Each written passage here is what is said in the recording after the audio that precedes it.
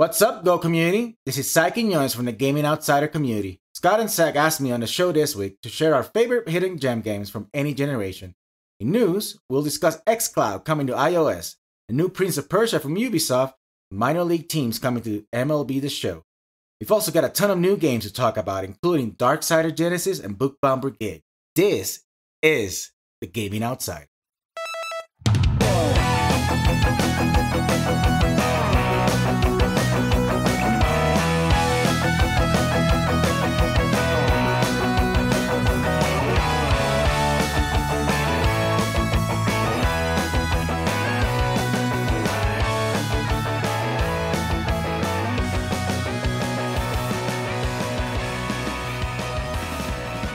Greetings, programs, and welcome to episode 282 of The Gaming Outsider, a video game podcast with a focus on our incredible community.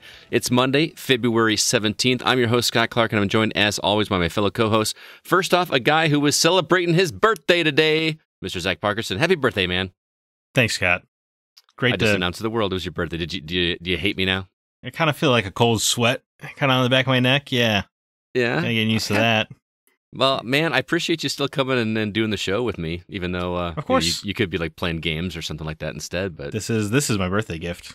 Aw. All Okay, right. I'll return what I sent you then. Just don't worry about that. You sent me something? No. Oh, I was just making a wow. joke. Okay. That's kind of. I do have something to send you, but it's not going to be there in time for your birthday, unfortunately. But anyway, I really do appreciate you being here. I know I probably wouldn't want to be recording on my birthday, but it makes me happy that you want to be here. Also, CB is not going to be here today. He's unfortunately working, but we've got a great guest from the community joining us this week. It gives me great pleasure to welcome Mr. Cy Quinones. Cy, how you doing, man?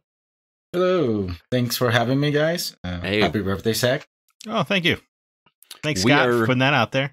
Yeah, I know. Well, I put it on Facebook, I put it on Twitter, I put it on Discord, so the whole Gaming Outsider community knows it's your birthday. There's one picture on Twitter. I was like, I look okay there. Oh yeah, the one from R2V2? Yeah, the one where I'm looking to the side or whatever. Yeah, I said look wistfully off into the distance, Yes. and you actually totally did that. So. Yeah, it looked pretty wistful. I'm not gonna lie. Yeah. Cy, I'm really excited to talk to you, man, because I feel like I interact with you mostly on Discord. You're pretty active over there with the community over there, and you're quite the Overwatch guy, which I know nothing about. Yeah, I play with that way too much. Yeah. And the community needs someone to hate, so that's me. Well, you're the guy that I have no idea what your movie tastes are, because you're the guy that like everybody says they love this movie. Cy's gonna hate it, and it's become like a joke over in the community there. But what would you say is your genre of movie then? I love drama. All right. Oh, what an unusual answer. Uncommon answer, rather, not unusual. Yeah, I would agree with that. How'd you like Birds of Prey? I haven't seen them yet. Oh, okay. Well, it's not called Birds of Prey anymore. Oh, yes, that's right. Yeah, isn't it called Harley Quinn Birds of Prey now? Too little, too late, I would assume. But yeah, that's what it's called now. But Cy, you said you saw Sonic? Yeah. I did as well. What did you think of it? I thought it was very fun, entertaining. I really liked it a lot. Yeah? Zach, did you see it yet? No, and it pains me greatly because as you know, I've said on the show, there's never been a bad Sonic game. I think there are those that would disagree with you, but I love Sonic. I'm kind of mad I haven't seen it yet. Just go into it knowing that it's very much a kid's movie, and I don't mean that in a bad way. It's just not a. You know how like Pixar movies are very just as much for adults as they are for kids? That's what people tell me, yeah. Yeah, this one leans more towards the kid side. Not saying it's not enjoyable for adults, but for a hardcore Sonic fan like you, I think you'll appreciate it. They explain his existence in a way that's not annoying, if that makes sense. Would you agree, Cy? Yeah, it was like so streamlined. It made sense. I was like, okay, I'm good. And I love Sonic. Does he come from Mobius? Did you talk about that? I don't remember the word Mobius being mentioned. Okay. No. They just kind of said, this is where I'm from, and they show it, and I don't remember them getting it. Yeah, it has a new character that's not in any of the games of the lore. It's a new character. Yeah. I'm happy Cy likes Sonic. And Jim Carrey is like old 90s Jim Carrey.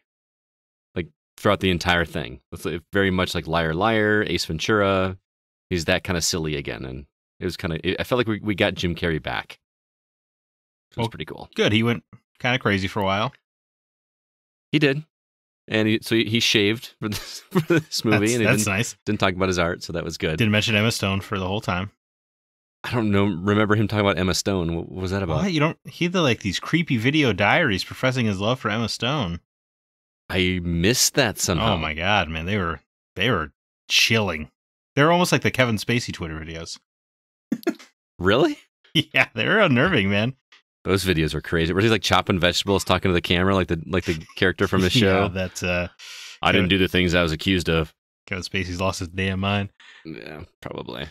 I did want to give a shout out to some of the other community members. I know, Cy, you're here as well, but I played Rocket League, not this past weekend, but the weekend before, with several of the community members, and dude, I had so much fun.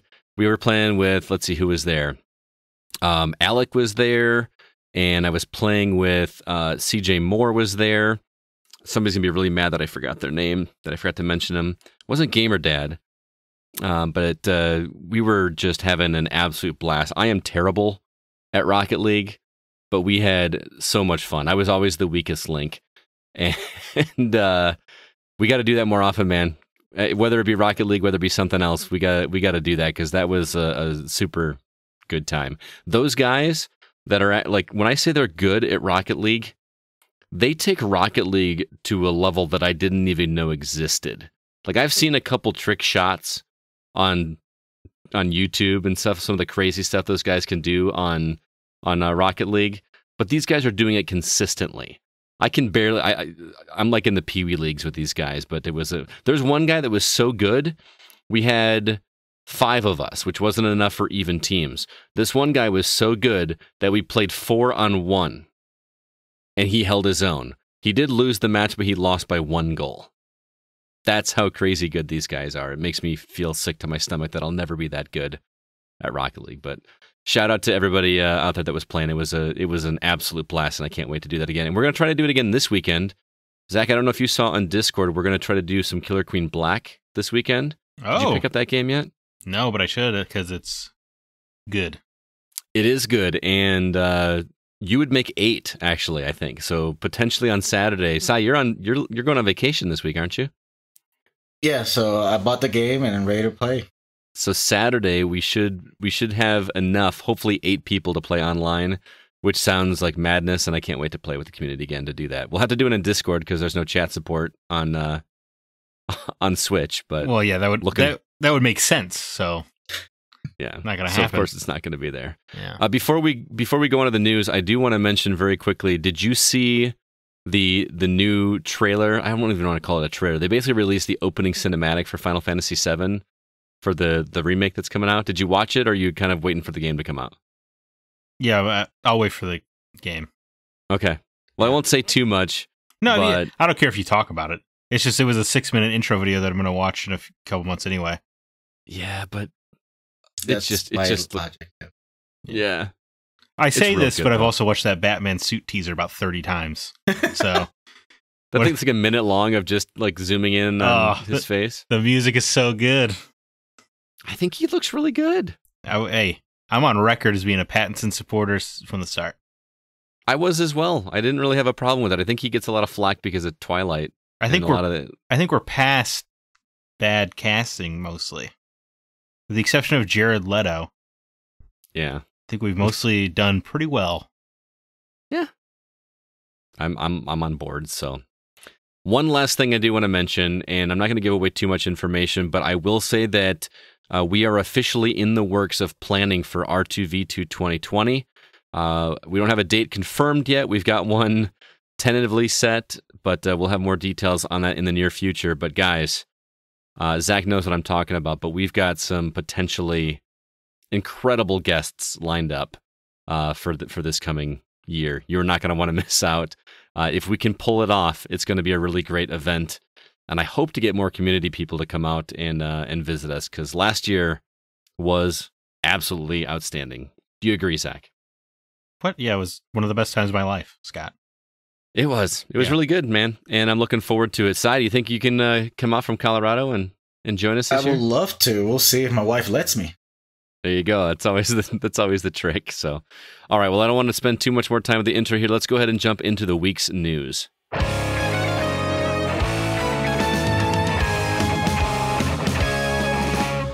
First thing I want to mention quickly is that this past week, Project xCloud is officially coming to iOS, and it started its test flight on Wednesday this last week. We all know it was previously available for Android, but I'm happy to say it's going to come to iOS, because I know a couple people, myself included, were wondering if we were going to have to get an Android device to be able to use this service whenever it comes, and I'm so glad that I don't have to, because I do use iOS. I don't know, you do too, Zach. So, but this preview was only going to be allowing 10,000 users to be partaking in this, and it filled up within the first hours of launch.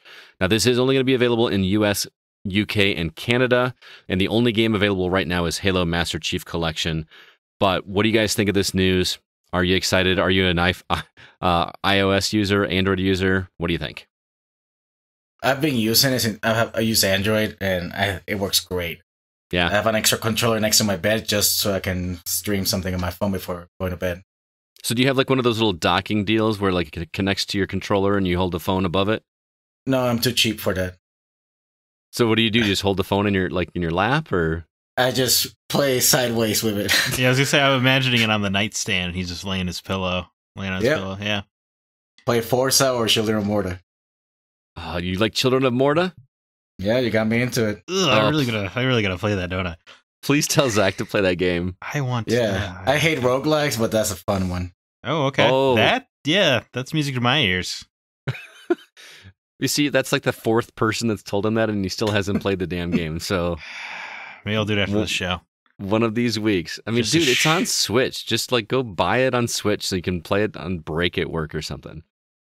Is it on phones? It's not on phones, unfortunately. That would be a miserable experience on a phone, I think. Yes. Okay. But I'm so excited. This is coming to iOS. You, Zach? Yeah. Oh, absolutely. Hey, the future is now, man. Yeah, I feel like with Stadia kind of going by the wayside, nobody's really talking about Stadia anymore. This feels like the future. I feel like everybody's going to have one of those little clamps or whatever that attaches to a controller. Like Cy said, I'm planning on getting one just to keep on my bed, like an extra controller just plugged in so that, before I go to bed, instead of watching a movie, I'm going to play a game. Why not? Yeah, why not? Yeah. I'm just glad that, because they started it with just Android. I was a little worried there might have been some hiccup or issue with Apple not wanting to play ball, but very happy that it's coming to iOS. Also, this week we heard that Ubisoft announced a new game set in the Prince of Persia universe. Zach, you excited? Dreams come true, man. I can't believe it. Finally, the Prince returns. New Prince of Persia game. Oh, I wonder if Yuri Lowenthal will be back, It's very exciting. You want to hear my Yuri Lowenthal impression? Sure. No, I'm not going to do it, Most people think time is like a river. Time is like a river. The swift and sure in one direction. But I have seen good news is it's a Prince of Persia game. Oh my god. But it's a VR game. And it's an escape room game. How you feeling now? You know what? Still excited. Are you? Yes. That's good. It's called Dagger of Time. The interesting thing for me is that this is going to offer co-op gameplay for up to 4 players. So if you got 3 of the people that have a VR headset, you guys can do an escape room together, set in a Prince of Persia universe. I'm still on board. Yeah, I'm going to say, first of all, the idea of wall running and jumping around in first-person VR sounds awesome. Yes. And it sounds like a great way to develop a VR game, or escape room game, rather. And it's coming to Kansas City, so I can be excited. It's coming to Kansas City? Yeah. Because they have a virtual map on the website of where people are going to be having it set up. Oh, this isn't a play-at-home game. This is a... No, it's like an escape room venue. You have to go to like a facility. Yes, like 300 locations. Yeah. Oh, I misunderstood that. I thought this was going to be like something you could play on PS4. No, I think it's escape room first, VR second kind of thing. Gotcha. Still, Prince of Persia escape room for real sounds amazing. Yeah, and hey, it's good to know that Ubisoft is aware they still own the IP. That's true. Can't wait for them to announce the new Splinter Cell is an escape room game. I'll play that. Are you a Prince of Persia fan, Cy? No, never been into it. None of them, huh? No, I think I played a little bit of the PS1 ones, but never got into it. PS1 ones. Which ones were that, Zach? No, I know there's none. Sands of Time. I assume he's just misremembering. Either like they did a Dreamcast one, Prince of Persia 3D, or they did, the early PS2 one, Sands of Time. Probably PS2, yeah. That's the early ones. They are great. I remember Sands of Time. That's the only one I played. I never played like Warrior Within. Also great. Or what's the throne? Something about thrones? The Two Thrones. Two Thrones. We need a remaster of those. Can we get those in a nice little HD package? They did do one for PS3, and it was a pretty bad port. So I hope they bring it more modern. They do a little bit extra work. That would be right for a Spyro the Dragon style remake. Yeah, I'd be on board for that 100%. 100%. All right, last story I got. I know Zach's going to check out here. Well, no, you like the Cubs, so you're a little bit of a baseball fan. But MLB The Show 2020 will include minor league teams. I thought this is kind of cool because it's going to have the real teams in the game and the real players' names, their likenesses. And even if you're not a sports fan, this is a legit big deal for baseball fans because there's a lot of local teams that, some of us can't afford to go to the big games or our favorite teams are a little further away. So we get these minor league teams that are a lot of times feeders for the majors. I think it's kind of cool that these are going to be in MLB The Show 2020. What do you guys think? I'm excited. I love MLB The Show. Every All right. year I buy it. Get like the Steelbook edition and all that stuff. And adding minor leagues, I love it. I'm really excited. So who's the minor league team out there by you? Or which one? I don't know. Which one you want to play? I don't root for anyone in Colorado. I don't care. Oh no. I'm from Puerto Rico, so we get to choose which team we follow. Okay, so who's your MLB team? I'm a Cubs fan. Yeah. Are you really? Yeah.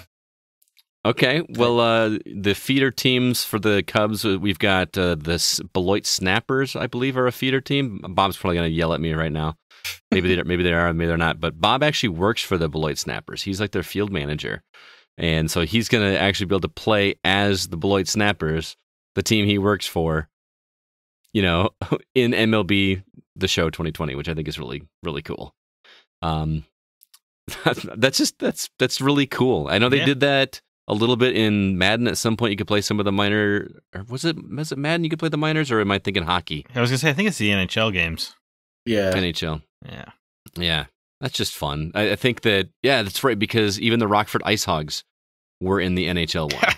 Awesome. Which is cool. So, but I don't know I know they had the players' names, but this one's supposed to actually have their likenesses as well, which is a really big deal. So, it sounds expensive. It sounds like they're really putting their foot forward on this.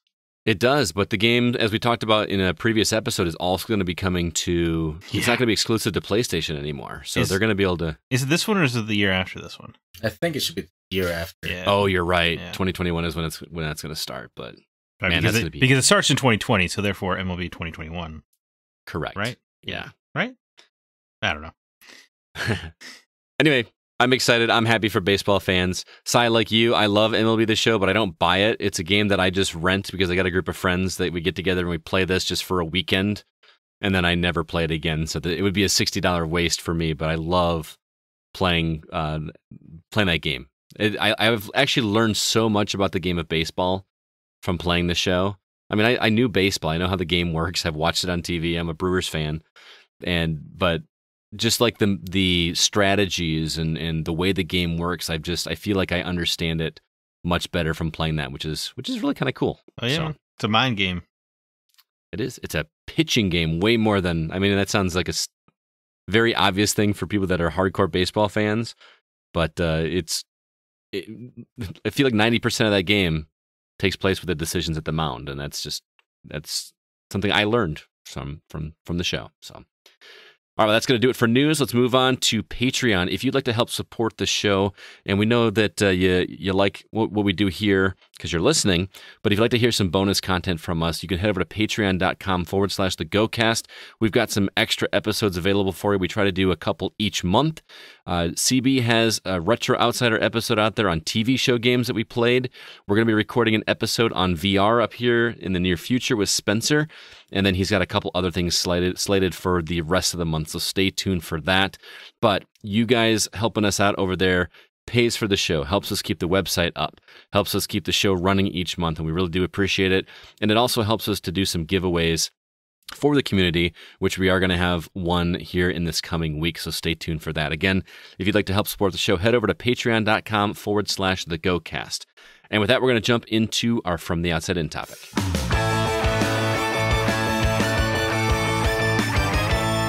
This week, we are talking about hidden gems. And no, I'm not talking about the rupees from smashing those pots in Zelda. We're talking about underrated or lesser-known games that we think our community should give a shot. So we've got some suggestions of our own, and then we're going to share some from the community that they suggested as well. So let's start with you guys. What games do you guys think that people should check out that a lot of our community probably hasn't ever heard of? Boom. Zach? Well, I'm going to start right off the bat with Breakdown, which I feel like I try to mention pretty often because it's one of my favorite games ever. It was an original Xbox game, right? Original Xbox game. It is backwards compatible on Xbox One. I checked. You can play it now. It was the first game I can remember where the entire idea was to say wholly committed to first person. So the entire game never breaks out of the viewpoint of the main character, including when you're eating or drinking a soda or anything like that. That was probably a big deal back in the Xbox One days. Yeah. Or the original Xbox game. I feel like seeing your feet in a first person game is still a big deal. Yeah. Honestly.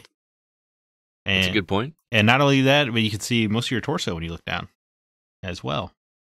Nice. And it has a really wacky sci-fi time travel storyline that's awesome. Okay. I hear Breakdown, and I think, wasn't there a Kurt Russell movie called Breakdown? Yeah, I feel like this gets brought up when I try to mention this game. That's just what I think of. And it's funny because I've never even seen the movie, but I know the movie exists. I only think of when you press start on the main menu, it does like a Resident Evil thing where it's like, Breakdown. Yeah? That's what I think of. Well, now you sold it. Sold me on it. Well, that's all it took, man. I should have just led with that. Probably. Iconoclast. Sure, yes. You're aware of. That game is exceptional. Cy, that's another one that we've talked about a lot in the show, and it's now on Xbox One. Yep, you gotta play it. Did you? Yeah. Have you played it yet? I play a little bit on the PlayStation. I just bought it on the Xbox so I can actually get my achievements. Hey! Right. I got a fellow brother. That's where it matters. It's a 2-day Metroidvania, but it puts story first, and it's a really good story. It kind of paints the fact that in war there are no heroes. Kind of thing. I love that game, yeah. And I never would have played that without your recommendation, and I actually got it on Xbox One so that I could also get the achievements to replay it, because it's that good. It is that good. There's a first-person shooter on PS4 and Xbox One called Get Even. It's actually kind of similar to Breakdown narratively, but it's a first-person shooter, but it's also like part walking simulator. But it's like you're inside of the head of a man, and you're experiencing his memories kind of out of order. So it's almost like time travel-y. I mean, you can't really trust what's in front of you at any given time. Huh. And then part of it takes place also in an insane asylum, and you're kind of jumping between these shooter segments and these horror segments, and it pulls it all together very well. What's that called again? It's called Get Even. That sounds fascinating. Is that last gen? No, it's PS4, Xbox One. Yeah, Man, I've never heard of that one. I want to say it was a 2018 game, and it cracked my top 5 that year. It's or 2017. It's really good. Yeah, Get Even. And you might literally writing that down. Well, you might appreciate it, Scott, because it puts a lot of focus on the music as well. Ooh. And that the sound effects of the gun like play into the beat of the music on purpose. It was really fascinating. Like Baby Driver? Yes, kind of, actually. All right. That might appeal to you. Well, happy I sold you on a game. Yeah, dude. There's this little interactive. I mean, basically, it's Eco but shorter. It's called Torin on PS4. Right. Yeah, it takes like 90 minutes to beat, but you play through the life of this warrior queen essentially from childhood all the way till when she fights like the big demon invading her land. All right. And it's like really hard to describe, but it's really fascinating. Does it play like Eco though? Like No, just kind of visually, it reminds me of Eco. It's kind of like Okay. It's got very basic sword combat interactions, but it's mostly about exploring this tower that she's trapped in, and she knows this great evil is coming to face her, and you're basically readying her for this final confrontation. It's kind of a short, interactive, cool thing. All right. I'm going to throw out Dragon Guard 3, which is Of course you are. the only near one that we'll throw in here. It's really, the gameplay is, as usual with these games, something to be desired, but the narrative features a strong or a female lead who keeps a harem of men with her, and that's unusual and interesting. I don't think I've ever seen that. Yeah. A harem of men. Oh yeah, and it's I mean, a lot of the story is about sex and our sexual fetishes and desires and stuff of that nature. Ah, no wonder you like it. Yeah, and also there's some time traveling nonsense. Without Warning is a game that like meant a lot to me when I was a kid. It came out when I was the height of 24. It's basically a video game 24, but it takes place over 12 hours instead. Ah, okay. Yeah. That's a series I never got around to watching. Oh man, I did a podcast on it. Have you ever heard of Shadow Destiny? Shadow of Destiny? Yeah, or Shadows of Destiny. It was a PS2 game. They later ported it to PSP. But it's this wacky game that I feel like everyone in my age range has somehow heard of, but no one has actually played. But I don't know. I'm picturing a cover of like a guy holding a skull in his hand and thrusting it forward, but I don't know if I'm thinking of the right game or not. That does not sound right. Okay. No, never mind. It is a man gets murdered, and then he has to solve his own murder. Oh, okay. And it takes place over like 4 or 5 days as you're trying to like piece together the murder. But it's a bunch of time traveling nonsense. There's a theme here, and it's like an adventure game that takes place over like 3 or 4 city blocks essentially. And you're just kind of trying to solve this guy's murder, and then it gets into the past of the town and the history of the town, and it kind of gets crazy from there. But it's just this weird game that's unlike anything I've ever played to this day. There's a game I played on Xbox 360 and Xbox One where you played a guy that was solving his own murder. Like he was a ghost. Yeah, I think from the Phoenix Wright guys. I don't remember the developer, but Murdered Soul Suspect. Murdered Soul Suspect. Yeah. Yeah. I liked it. Oh, it was easy achievements. Maybe that had something to do with it. I liked it too. It was fine. Yeah? It was a fine product. But Shadow Destiny, I feel like someone who's listening to this is going to know what I'm talking about and go like, well, yeah. Because really, you just walking around talking to people, trying to solve this. And then lastly, a mobile game called Bar Oasis, which is very much like Coffee Talk. I talked a few weeks ago on the show. We just talk to clientele and then pour them drinks and mix them with your phone. But it's fun because you have to shake your phone to shake martinis and stuff like that. And you have to actually tilt your phone to pour the drinks. What's it called again? It's called Bar Oasis.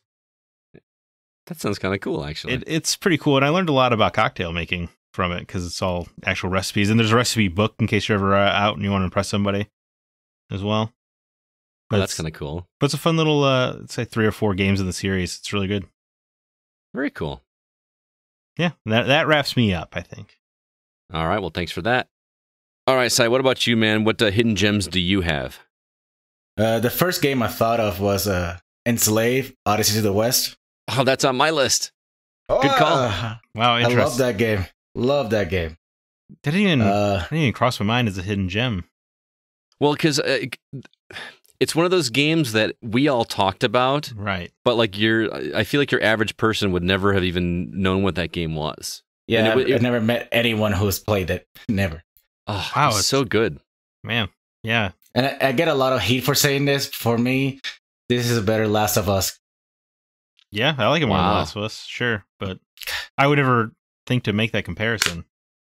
I wouldn't have either. I love Enslaved, man. That game is exceptional. It really is. The characters were great, and that ending was so twisted and weird, but in a good way. Love the ending.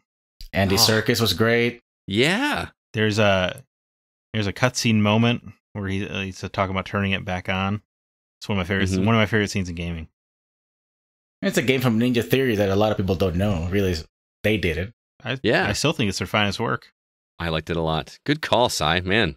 You literally took the very first one off my list. Kind of complimenting yourself there, Scott, but yeah. No. I really didn't mean to, but yeah. What, you got another one? Yeah, the second one I have played a couple of years ago was Forgotten Anne. Oh, I saw that one, but I never got to play it. I thought it was great. Side-scroller, adventure game. The animation reminded me of the Don Bluth movies. Yeah. Oh. Like that Dragon old school Slayer style. Which one you said? Didn't Don Bluth do Dragon Slayer?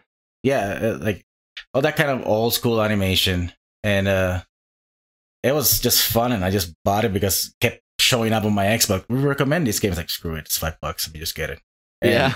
It was, I think, one of my top 5 that year. It was just wonderful, the story. Wow. I'm going to write that one down because I was eyeing it back when it released, but I didn't pick it up. So I'm going to add that to my list. I feel like the screenshots did not tell me that it had that kind of animation. Well, yeah. It doesn't play like that. It's just more like the palette they use and I guess the characters. It doesn't play like the cutscenes that way. It's more of an old school game, I will say. Okay. But it conjures to mind that imagery. Like it's just the palette and the colors of the drawings, I will say, on the characters. It reminded me a lot of that. Okay. Now, is it a platformer or is it an adventure game? It's a platformer, side scroller, with a really good story. All right, I'm gonna have to go back and check it out. It has easy achievements too, so that should get you in. It has what? What's that? Easy achievements. Oh, okay. I'm gonna write that down right next to it. Easy achievements. May as well start buying it now. Yep. Gonna have to do that. And the last one I have, I doubt people even knew this game existed, but you needed to have a Kinect on the Xbox One to play it. It was Fru, F-R-U. Fru, I never heard of this. Yeah, it's a great game with a very simple story where your body creates the platforms for this character to move. So, and your body creates a shadow that it's like light and day. So you need to make sure you move around to make sure the character can move and don't die. That's a really cute gimmick. It is, and it worked great. It was fun, and no one heard about this game. Well, it makes you kind of care about the character jumping around too. Almost like it makes me think of Moss. Yeah, that's what I was just gonna say too.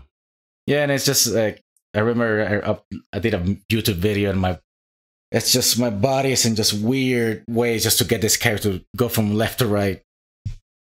Was it like would you call it an exercise game in that respect? Like it makes you do yoga poses or something? Well, yeah, you gotta be flexible. Yeah, for sure. I think I remember seeing the trailer for that, but I would never have come up with the name Fru. Why is it called Fru? Yeah, that's the name of the character, the little, I don't know, creature. Gotcha. All right, well, I got a list here. I've got 7. Well, now 6, since I took mine. Enslaved is already taken, but I'll go to my second one, which is a game called Singularity. I played this on Xbox 360. Did you guys play this one? Yeah. Yep. Oh, yeah. Man, I feel like hardly anybody ever talked about this game, but I thought it was a great little game. It was a time travel-ish. Time travel, man. It's coming back. Oh, that game was so good. Wasn't it Nolan North? I think yes. That was back when Nolan North was in like every other game for like a couple years. I think he still is. I think Is he? He's not usually in the leading role anymore. It's all Troy Baker now. Right. He passed the torch. Man, that's a game that I would actually go back and revisit. I'll bet you could find that game for like $5-10 now. Yeah, that was Raven before they just became a Call of Duty map company. Yeah.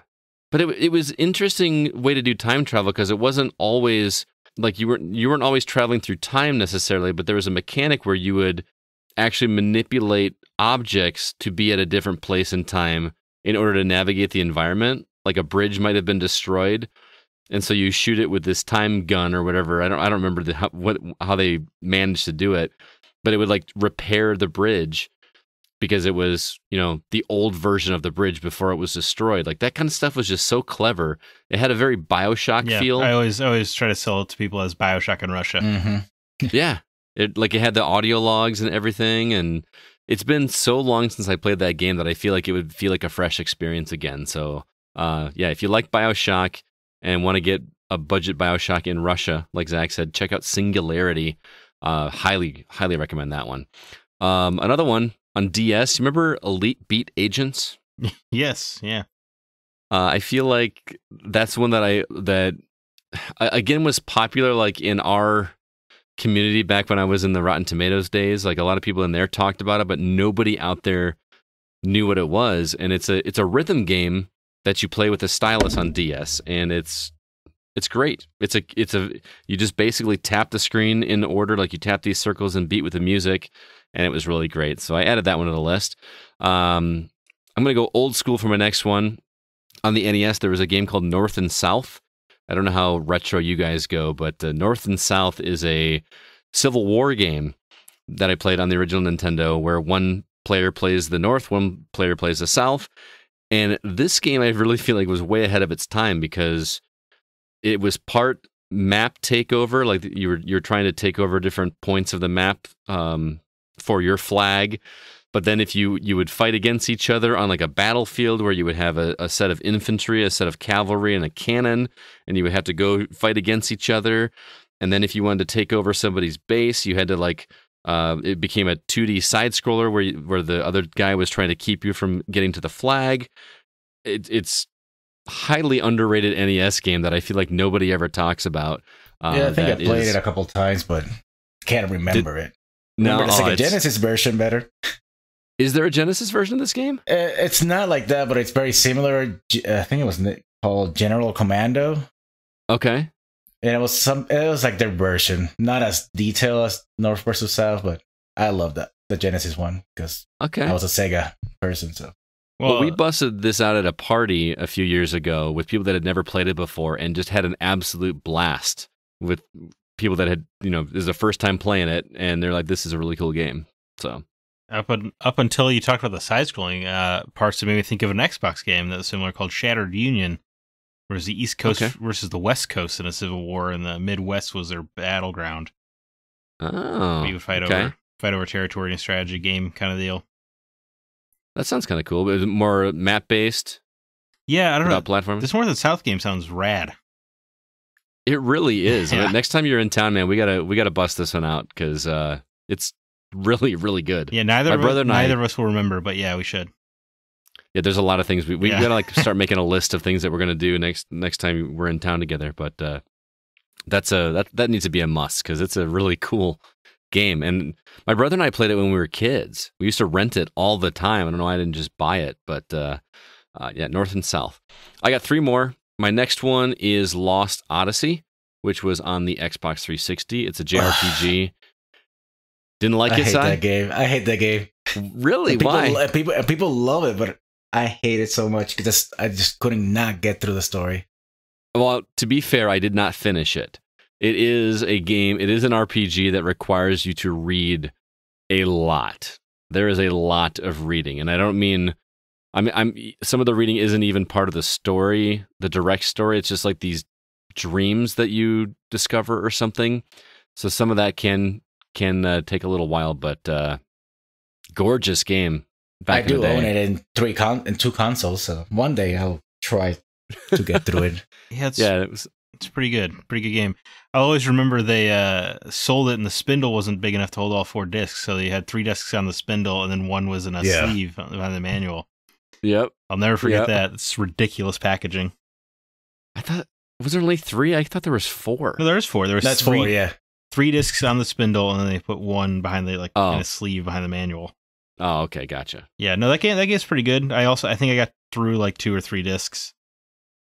Yeah, I hit like a grind in the 3rd disc, and then I, for whatever reason, never went back. But it's been over a decade, so I do own it digitally now because they did it as a.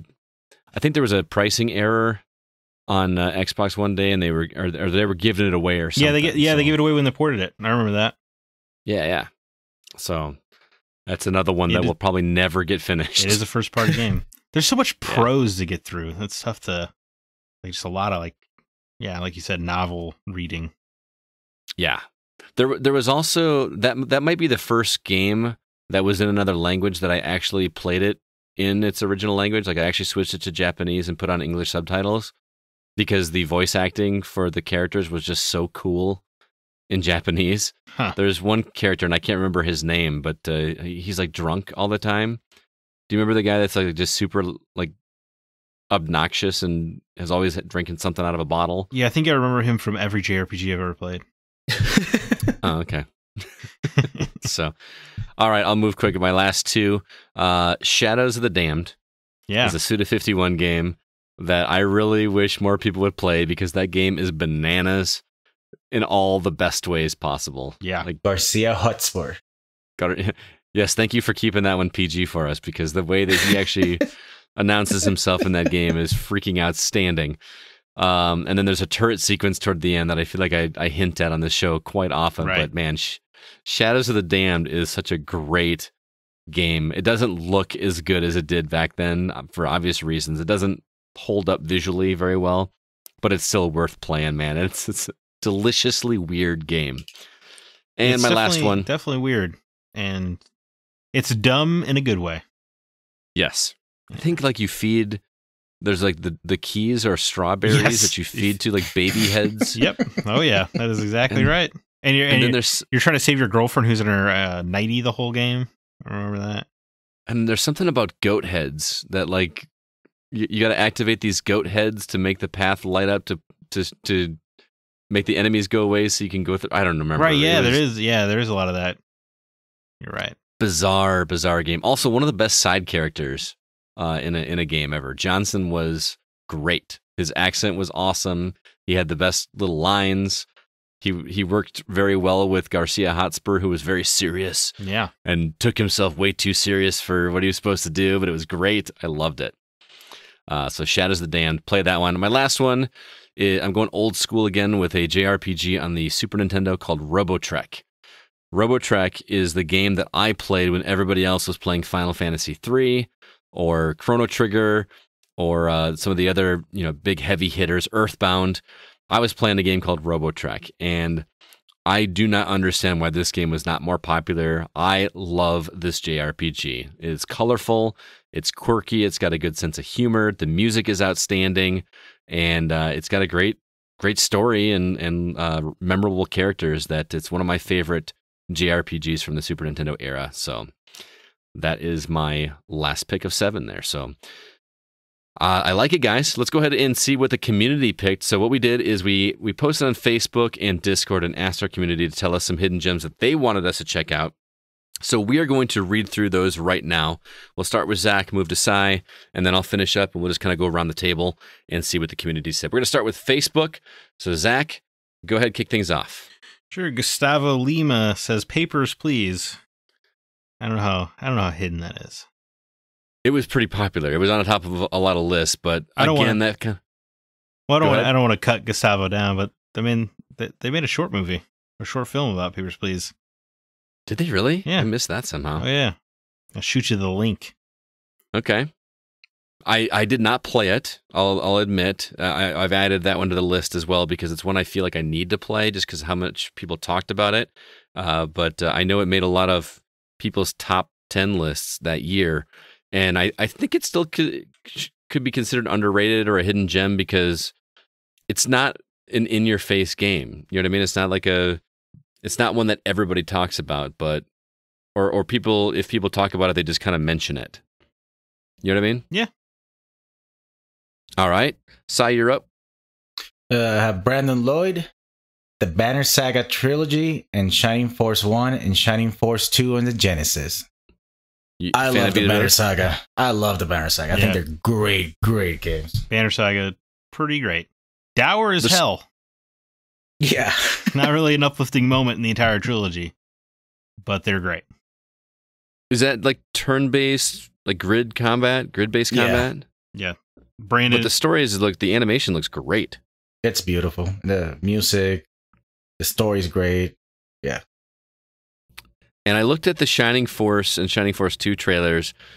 It seemed, again, grid-based combat, but I could not understand how that gameplay worked at all. it's pretty. It looked...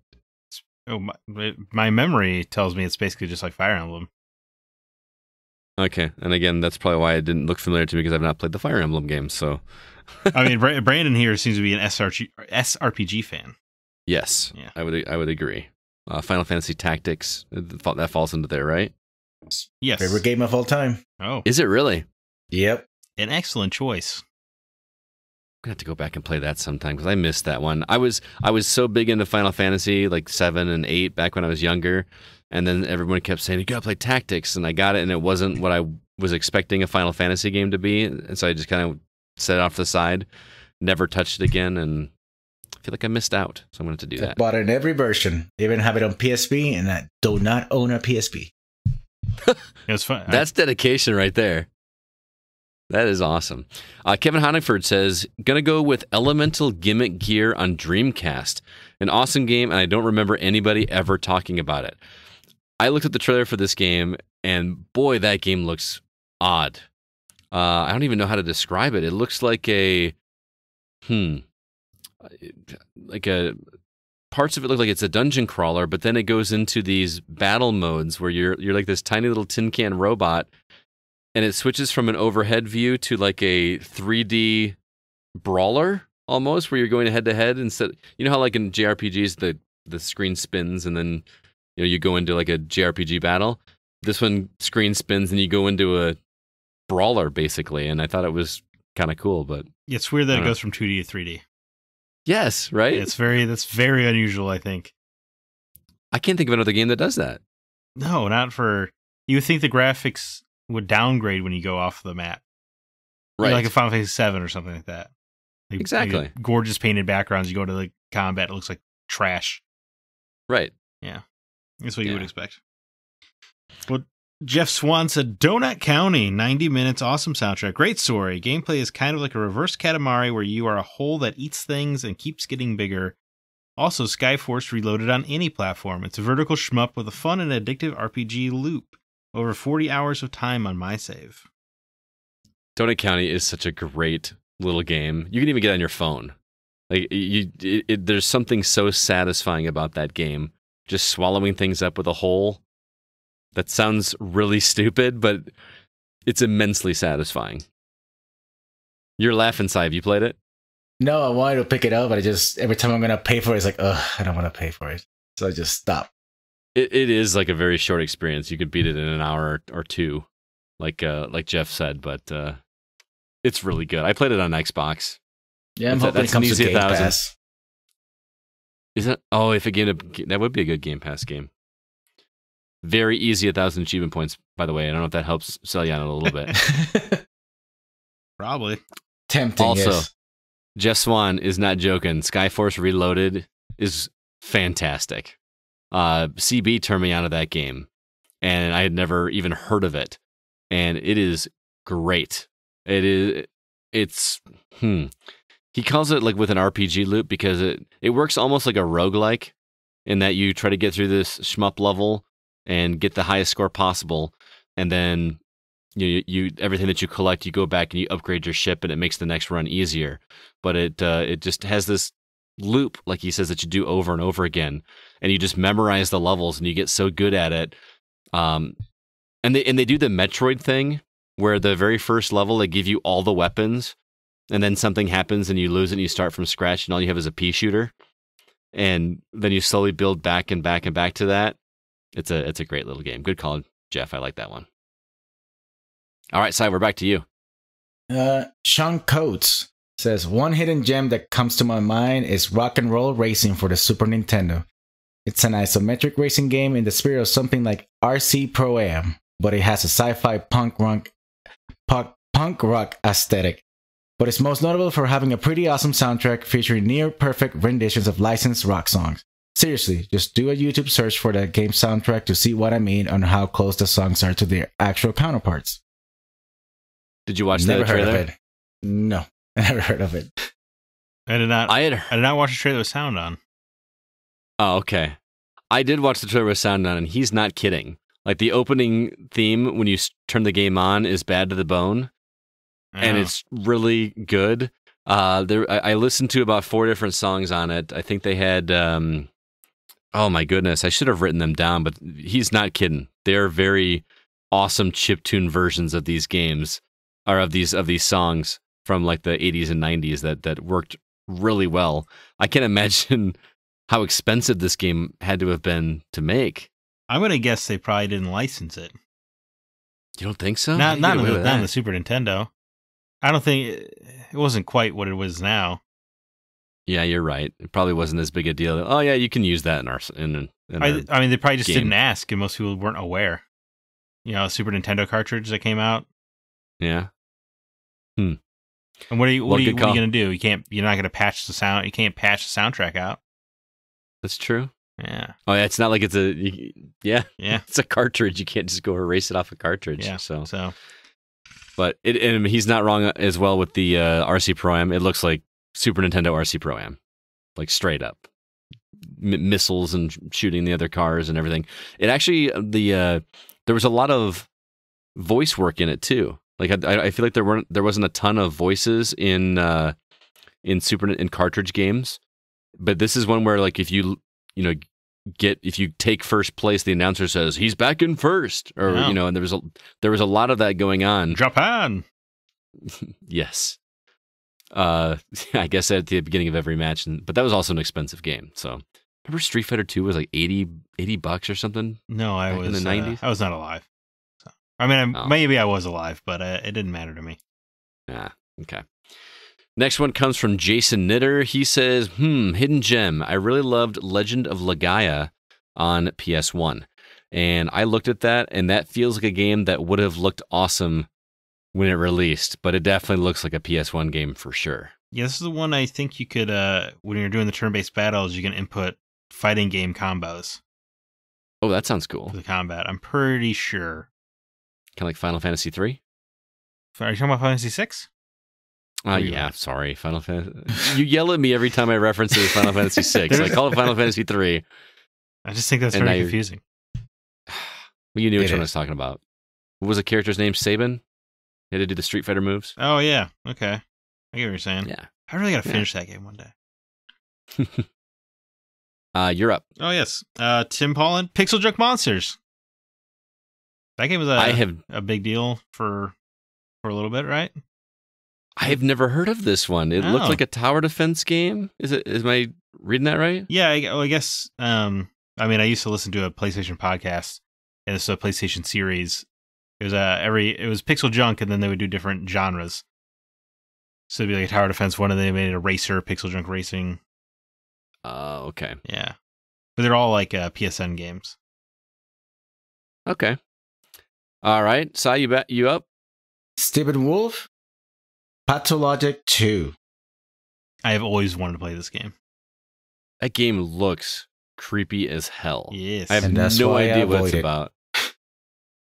Is it survival horror? Is it shooter? I don't know what this game is, but it looks nuts. It always sounds. I've never played it, but I've read several like essays about it, like in Rock Paper Shotgun and stuff like that. And man, it sounds wild. There's so much variance that can happen to the plot. Like it takes place over a week or something. By day 2, you can kill off all your characters. Oh wow. Kind of thing. It always sounded really neat, and it sounded incredibly dynamic. It looks like a PC game too. Has that ever been into a console? I think it just got ported or is about to get ported to console for the first time ever. Okay. I think they are also like remaking it or touching it up kind of thing. Couple more here for Facebook. Michael Bonovich says the Stanley Parable. I know there's a bit of a cult following, but it should be as big as Portal, in my opinion. You don't need a powerful computer to run it. Amazing experience. There is a demo I recommend trying, even if you've played the full game 100 times. Stanley Parable is one that is on my list to try, and has been for quite a while. Because I love Portal games, and that's supposed to be another weird one that makes you think. So good call, Michael. I'm going to add that one to my list as well. Hey, pretty good game. Yeah. Chase Jensen, Pixel Dungeon on Android. I did look this up. It is also on iOS. Okay. So if Pixel Dungeon sounds interesting, it looks roguelike-ish, I guess. Disgusting. You play Children of Morta, then come back and tell me roguelikes are disgusting. Sounds like a challenge. Yeah. But it's very pixelated, very dungeon crawly, but it looks like a lot of fun. I'm on the verge of buying it, Chase, because I was expecting it to be a free one that I was just going to download really quick, but I got to think about $3, I guess. I'm a weirdo. Isn't it weird that we think twice about spending $3 on an app? It's the way the market got built, man. It's true. Remember when Super Mario was like $10 and we're all like, what? And you want me to pay $10 for a Mario game? Worth every penny. It's a really great game. It's really good.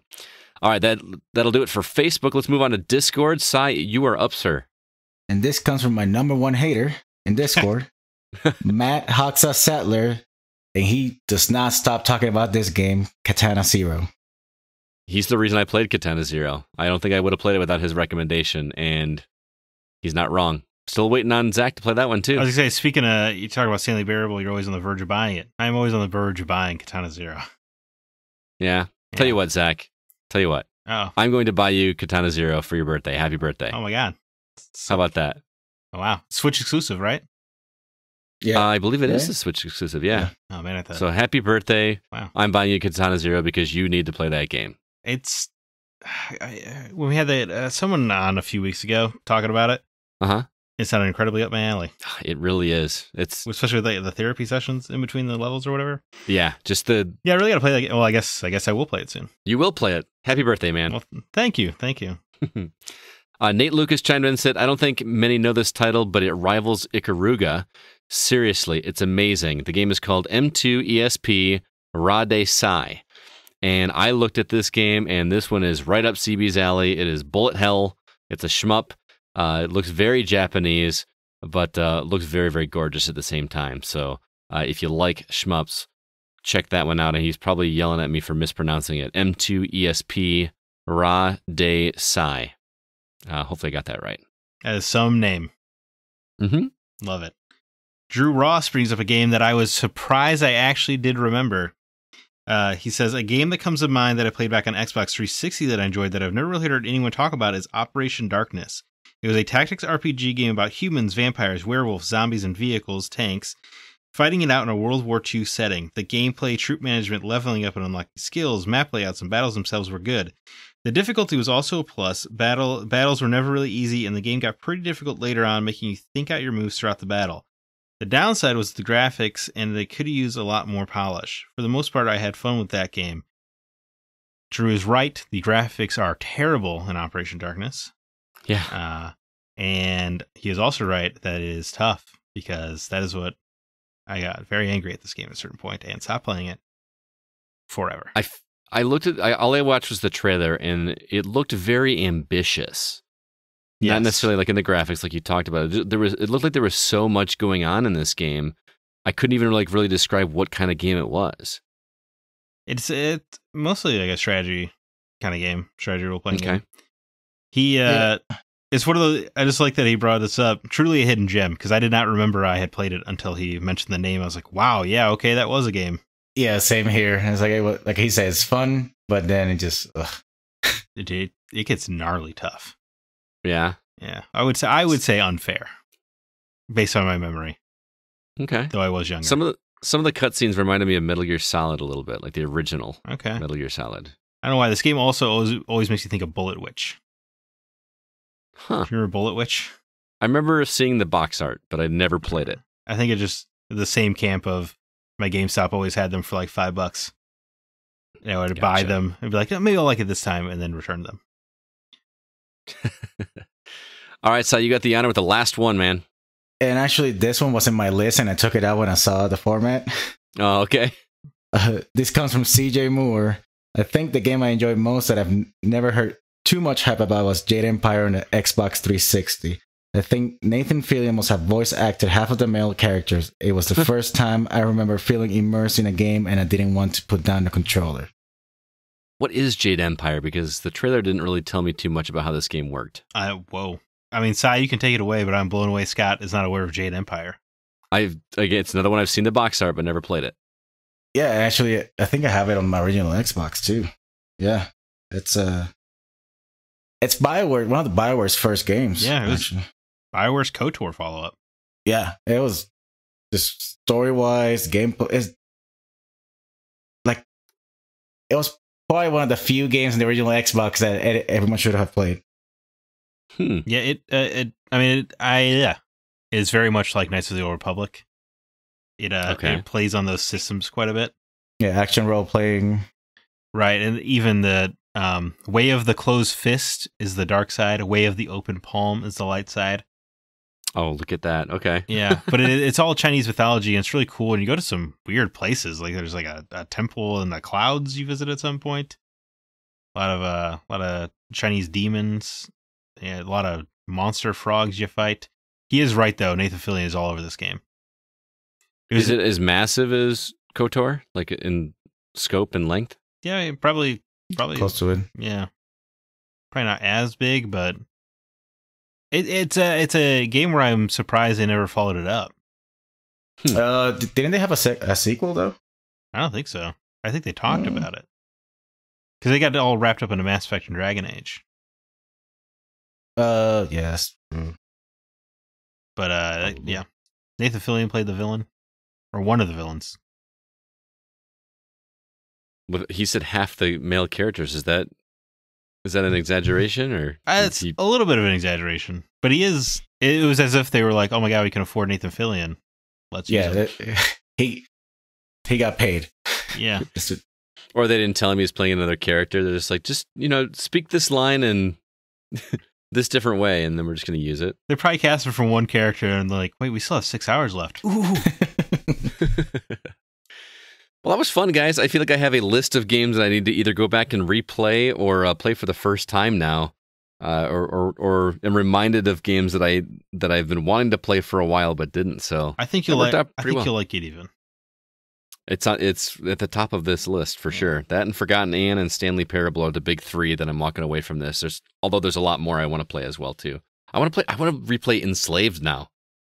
Like it's been like a decade since I played that game. It feels like. Yeah, I mean it's only like 4 or 5 hours. Yeah, I may have to do. I wonder if that one's available digitally somewhere or if it's backwards compatible. I'm gonna have to.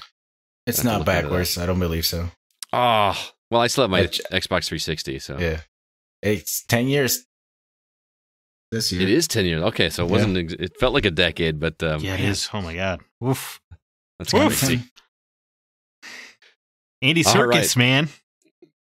And look at him now. He's like the mocap king of the world, right? Yeah. His finest performance as Monkey in Enslaved. Yes. All right. Want to say hello to one new Facebook member this week. Curtis Sheffield III joined the group. Hope you're enjoying the conversation over there.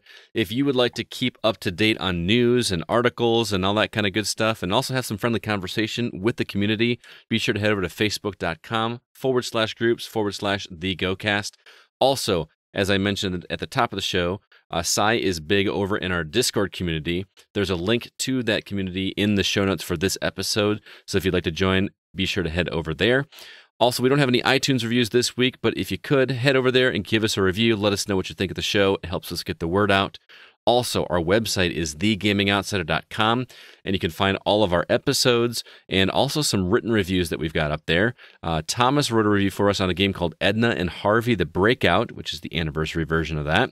It's a point-and-click adventure. Surprise, surprise. And also, there's an article I posted today for a petition that is going on for a Gabriel Knight 4 to be made. The fans of the Gabriel Knight series are really wanting that series to come back, and there's some red tape that's got to happen in order to that game to be made. And you can read up on that and hopefully sign that petition to get that made. They've actually got some big names that have signed that, so be sure to check out that article. With that, we're going to go ahead and jump into the games we've actually been playing.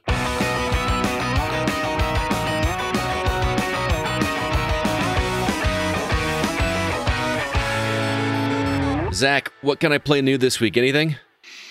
Mostly ports. So if you like the games you've played before, this is your chance to do it again. All right. Right at the top, Hunt Showdown, which I think came out last year. Always looked really good to me. It looked really cool concept. It is a very cool concept. I played it in early access, and I need to play it now that the full game is coming out, because that's a real interesting. Yeah, well, it makes its way to PS4 on February 18th. Vanquish and Bayonetta return for the 10th anniversary bundle, PS4 and Xbox One, February 18th. You see Platinum back when they were cool people. Well, they are still cool people, I guess. Yeah. And Vanquish is one that I tried so hard to get into, and I feel like it just wasn't working for me for some reason. Vanquish, really? Vanquish is great. Yeah. Yeah, I think I just had a bad day or something, so I want to go back and do that. Man, that is a... Yeah, I want to play that one because I don't think I ever played it. Bayonetta, I've played it so many times that I'm not interested. Vanquish is another game that is knowingly dumb. Yeah. There's a button dedicated to smoking cigarettes. In Vanquish? Oh, that's right. Yes. And they do that in the training, don't they? It's an important skill, man. Yeah. Gotta light them up when you're running around in slow motion. I'm with Cy, though, on Bayonetta. Bayonetta is a game that I tried real hard to get into, and I felt guilty for playing it for some reason. Because she's so sexy? Yeah, and this is back when, I think I've talked about this in the show in the past, back when if you know my basement, my TV used to be on the far west wall. So I would always have my back to the stairs. And whenever I'd play that game, I'd always like look over my shoulder and wonder if my wife was coming down and going to say like, what the hell are you playing? Because it just straight up felt like a game for a 13-year-old boy. She should just see it and go like, ooh, got room for one more. Yeah. I don't know. I feel like I'll pick this one up though when it's on sale. Bayonetta is great, and allegedly 3 will come out someday. Yeah. Speaking of 3, Devil May Cry 3 Special Edition coming to Switch on February 20th. All right. Get another chance to gear up as Dante. And old school games, Double Dragon and Kunio-kun, a retro brawler bundle. PS4 and Switch, February 20th. This has Double Dragon 1, 2, and 3, River City Ransom, and a bunch of games I've never heard of.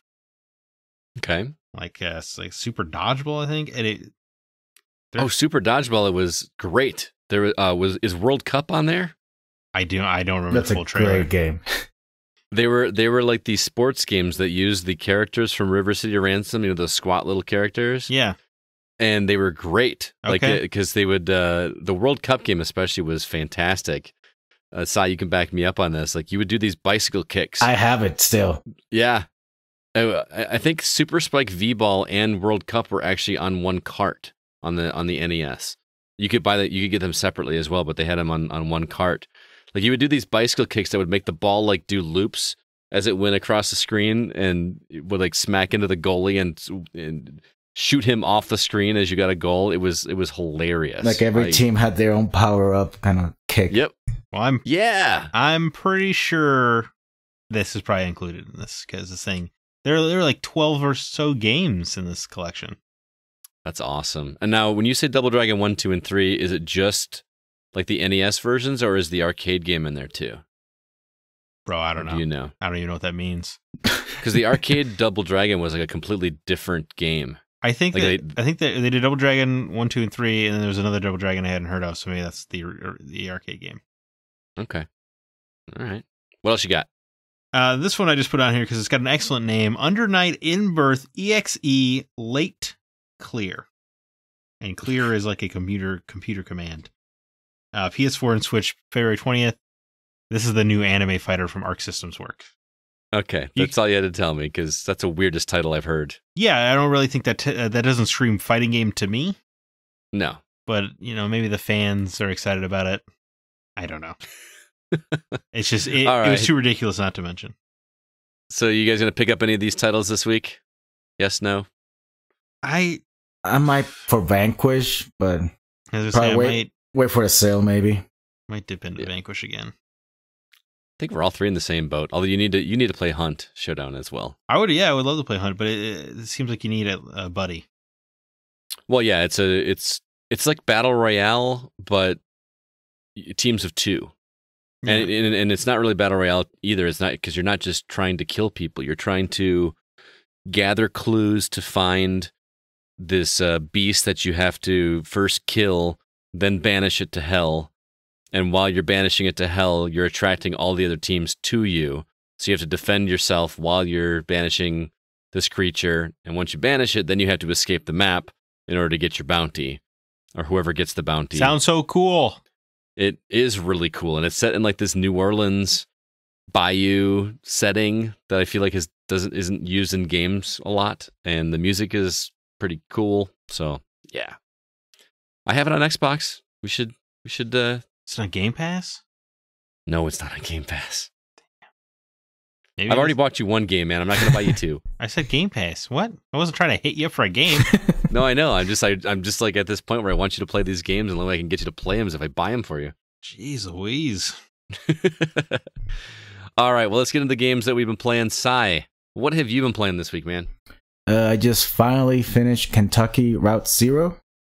Oh, thank God somebody can talk to me about this game. I have so many questions. And you will still have some after you play it. Yeah. Yeah? Okay. So what is this game? So it's a point and click adventure game.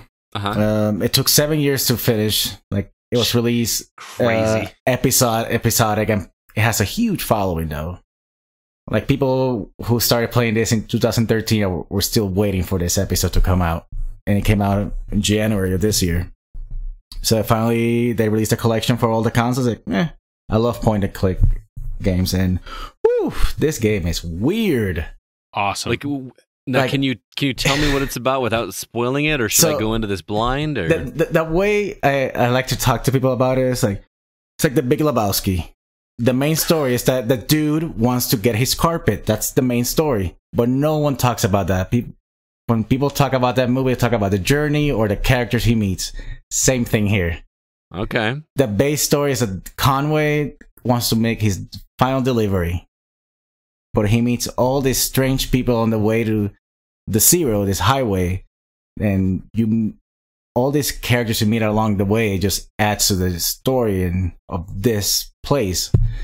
I don't want to talk a lot about it because a lot of cool moments happen in the episodes, but it's strange. Like, at the end, nothing makes sense, but at the same time, I was like, okay, yeah, that was understood everything somehow. So nothing makes sense, but you understood everything. Like, it's just beautifully written. Like, the gameplay, and they have like this between each act is 5 acts, 5 episodes, and it has a little tidbits in between that you play, and some of it acts to you think it doesn't add anything to the story, but then somehow 3 episodes later I met this person in something else earlier, and just like small bits that they have between each act. It's very interesting. So it's about the conversations and the characters. Yeah, there's a lot of reading in this game. Oh, it's not voice acted? No. Okay. So it's text-based, very old school. Animation's I love the art style on it. It's very simple. I don't know, just found it beautiful, and the music was great too. And so it sounds like you recommend it. Yeah, I mean, if you're looking for a weird game, yeah, go ahead. If you like point and click adventures game, I recommend it, like, hands down. All right. That is Kentucky Route Zero. What else you been playing? Obviously, Overwatch. I have to play at least 30 hours a week. I mean, at least you have to keep a full-time job, or what's the point? Yeah, basically, I run a couple teams, and I wish I was getting paid for it, but I don't. Yeah. But if anyone wants to looking for competitive Xbox Overwatch, hit me up on Facebook or Discord. I run 2 teams. We've got a whole channel over there on Discord that I see you talking about that league all the time. So, and he's constantly looking for players. So, if you're good at Overwatch on Xbox, be sure to hit up that Discord server for sure. The other game I finished actually this morning, Neocab on the Switch. I played on the Switch. Oh, okay. I think Thomas reviewed that for us. Yeah, he did. It was in his top games of the year. Mm-hmm. I absolutely hated this game. Oh no! Like, I played it every time I couldn't fall asleep because it will help me fall asleep. Oh wow! I basically go on the box in the back. Like, my friend recommended, oh, you like this kind of games, play it. I bought it, spent $20 on it, and I was so angry at her. Oh, that's a bummer. It's a short game, but it just, like, I couldn't care about the story. The music kept putting me down to sleep, and what I like about this kind of games is, like, you have options between answering someone's question or whatever. But this game wouldn't let me do my answer because, oh, maybe you don't want to make your friend angry at this moment. It's like, it's my problem. It's my game. Let me do what I want. So I hated that it made me choose different things that I wanted. Wow. That seems odd for a game that's based on conversations and making choices by text dialogue. That's what you wanted. It's what you want in those games, right? Like towards the end, I was like, oh, I can't wait to tell her this character all I've been thinking all game, and it wouldn't let me because I wasn't angry enough. And at that moment, I was like, oh, so it just took me away from that experience. Huh? Interesting. And the last game I've been playing is Mario and Sonic at the Olympic Games. I've never played these games. Are they fun? They are fun, and the only reason I bought it is because I was trying to bribe my son to play with me anything. Oh, yeah? Your son doesn't like games that much? No, he loves playing games. He just doesn't want to play with me. So I bought this game. I said, hey, let's play this. And it's fun. But I was just trying to get him out of his room to play with me. And he's 8. Oh, no. Yeah, he has his own Xbox and everything, but he didn't want to play with me. Wow. So did it work? Yeah, it's a blast. It's like that's a hokey story, single player. And you can play with multiple people, different ways of the controllers, and it's just fun. You can use the movement controllers and just run or throw a disc. It's just dumb fun game. All right. So you're playing on Wii? That's a Switch. Switch. Oh, you use the Joy-Cons. Okay. Yeah. Very cool. All right. Let's go ahead and move on. I'm going to talk about a game called Darksiders Genesis. Zach, I know you were excited about this one, weren't you? You played Darksiders 3. I did, yeah. I played all of them Darksiders. Yes, I did not play 3 because I'm afraid of Dark Souls games. Very much that. I love the first one because I love Zelda games. That is absolutely a Zelda game, yeah. So Darksiders Genesis is interesting because they keep following, or not following, I guess, this pattern of Darksiders games where each individual game is like a different genre of games. And this one happens to be a twin-stick shooter / dungeon crawler.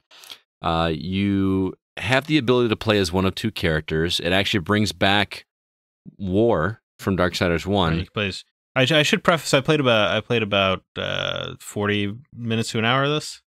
Oh, okay. I didn't realize you actually got a chance to play it. So I should be asking you questions because you probably I just barely dipped my toes into it. I did also play the full demo at E3 as well. Oh, I didn't remember that. Somehow I glossed over that. Yeah. Did you like it at E3? Yeah. I mean, E3 had a little bit more puzzles in it from what I played so far. Like, yeah, that's kind of what I was hoping for. Well, what I played at E3 very much reminded me of like the Lara Croft and the Temple of Osiris kind of games. Mm-hmm. So I think later on there will be more puzzlings, but the first hour or so is just point and shoot. Point and shoot. You played mostly a Strife, I assume, then? Yeah, because I'm kind of taking this as, you had Darksiders 1 was a Zelda game, that was War. Darksiders 2 was a Diablo game, that was Death. Darksiders 3 was the Souls game with Fury.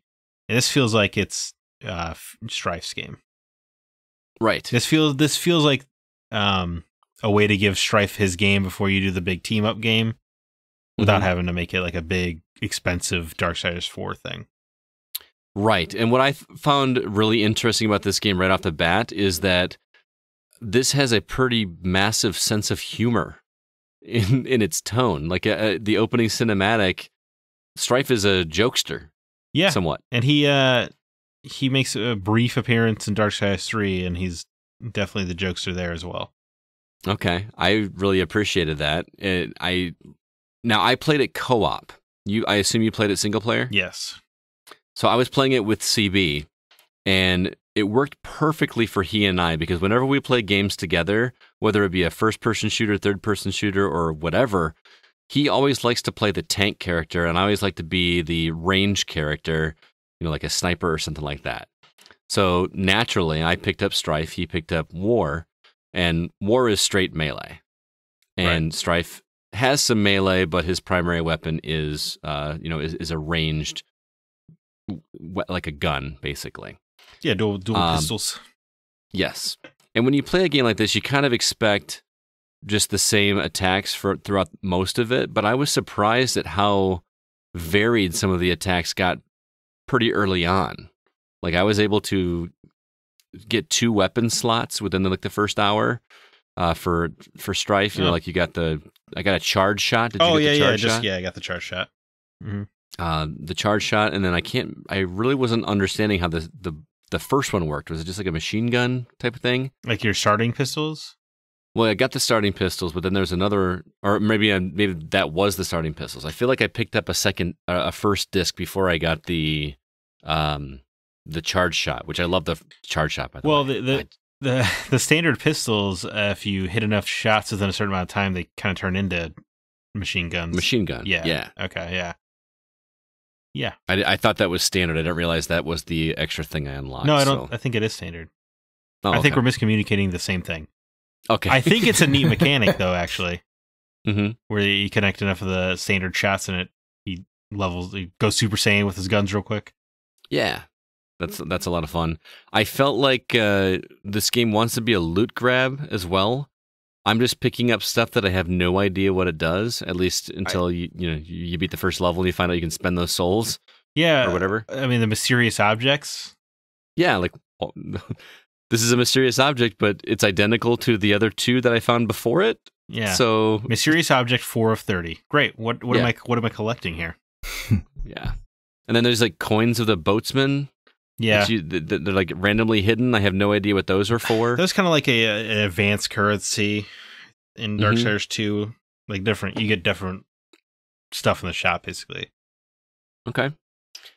I will say I got a tiny bit, and it doesn't look nearly as good as this game, but I got a tiny bit of a God of War 3 vibe just from the sheer fact of your playing field where you are in the game has, like, it's kind of focused in on that.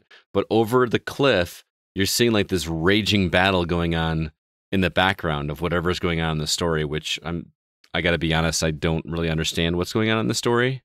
We're looking for, what's his name? Something with an S. Samael? Samael, yeah, he's a big deal in hell. Mm-hmm. You're on a mission for the Charred Council, who maintains the balance between heaven and hell. Okay. This takes place, I'm going to guess, it takes place, I would guess, before any of the other ones. It would have to. Because you're on a mission from the Charred Council, because war has not, there's a lot going on here. I love the lore of Darksiders. But they do not do you any favors catching you up.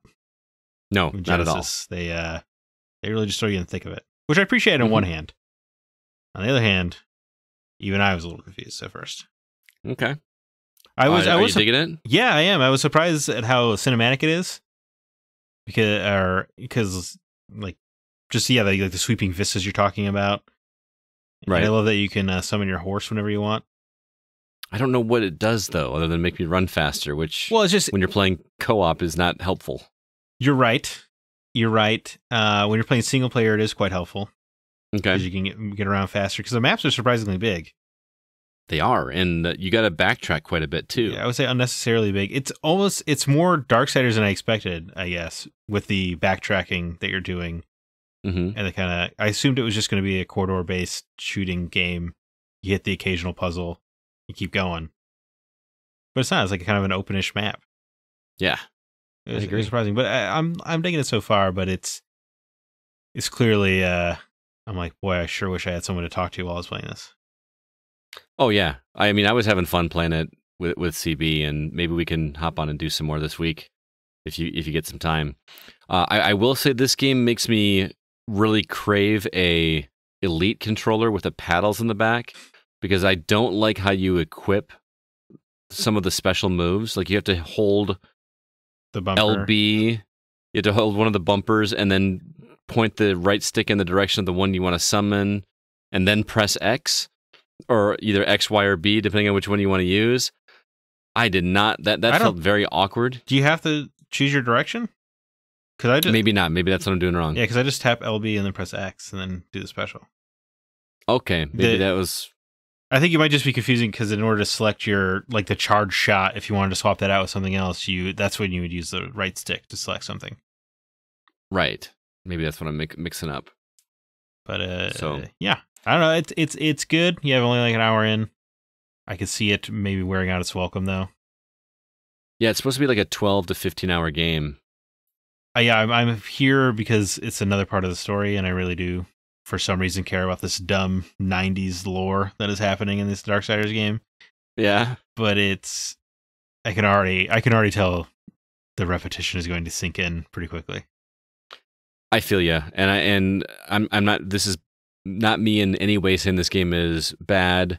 I just feel like the gameplay is extremely okay. And it sounds like I'm knocking on it. Nothing is blowing my socks off yet. Yeah. I'm having fun with it, but again, I'm only about probably a little bit less than you are into it. And I'm waiting for it to just really blow me away. Have you beat a boss yet? No, I have not. Okay. Have you? Yeah, well, Okay. It might have been a mini boss. Yeah, I mean, I haven't fought any kind of boss.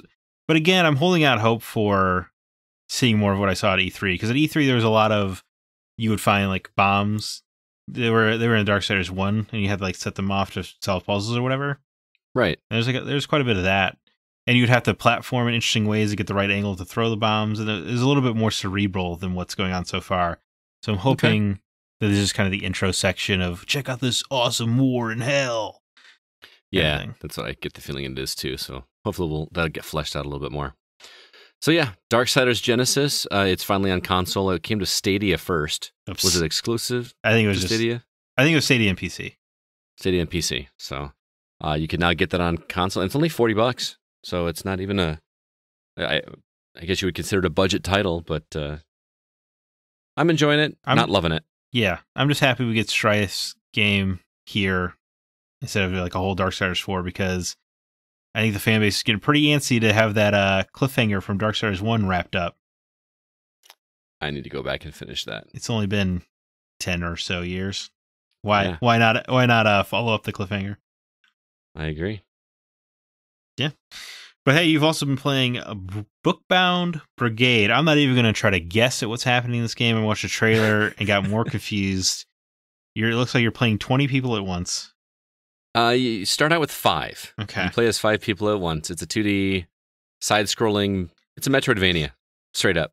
It looked very Symphony of the Night aesthetically to me. Yeah, I think like it's got that stained glass window. Yeah. Palette maybe is the way to say it, but the story's silly. Like this book has been stolen, and you have to go retrieve the pages of it or something like that. But I think this game is really clever in its writing because each of the characters that you were playing, you're as you saw in the trailer, you got all these characters that you're controlling all at once. So you've got 5 or 6 that are moving along together in a cluster. But each of the characters is somebody notable from literature. Like Dracula is in there.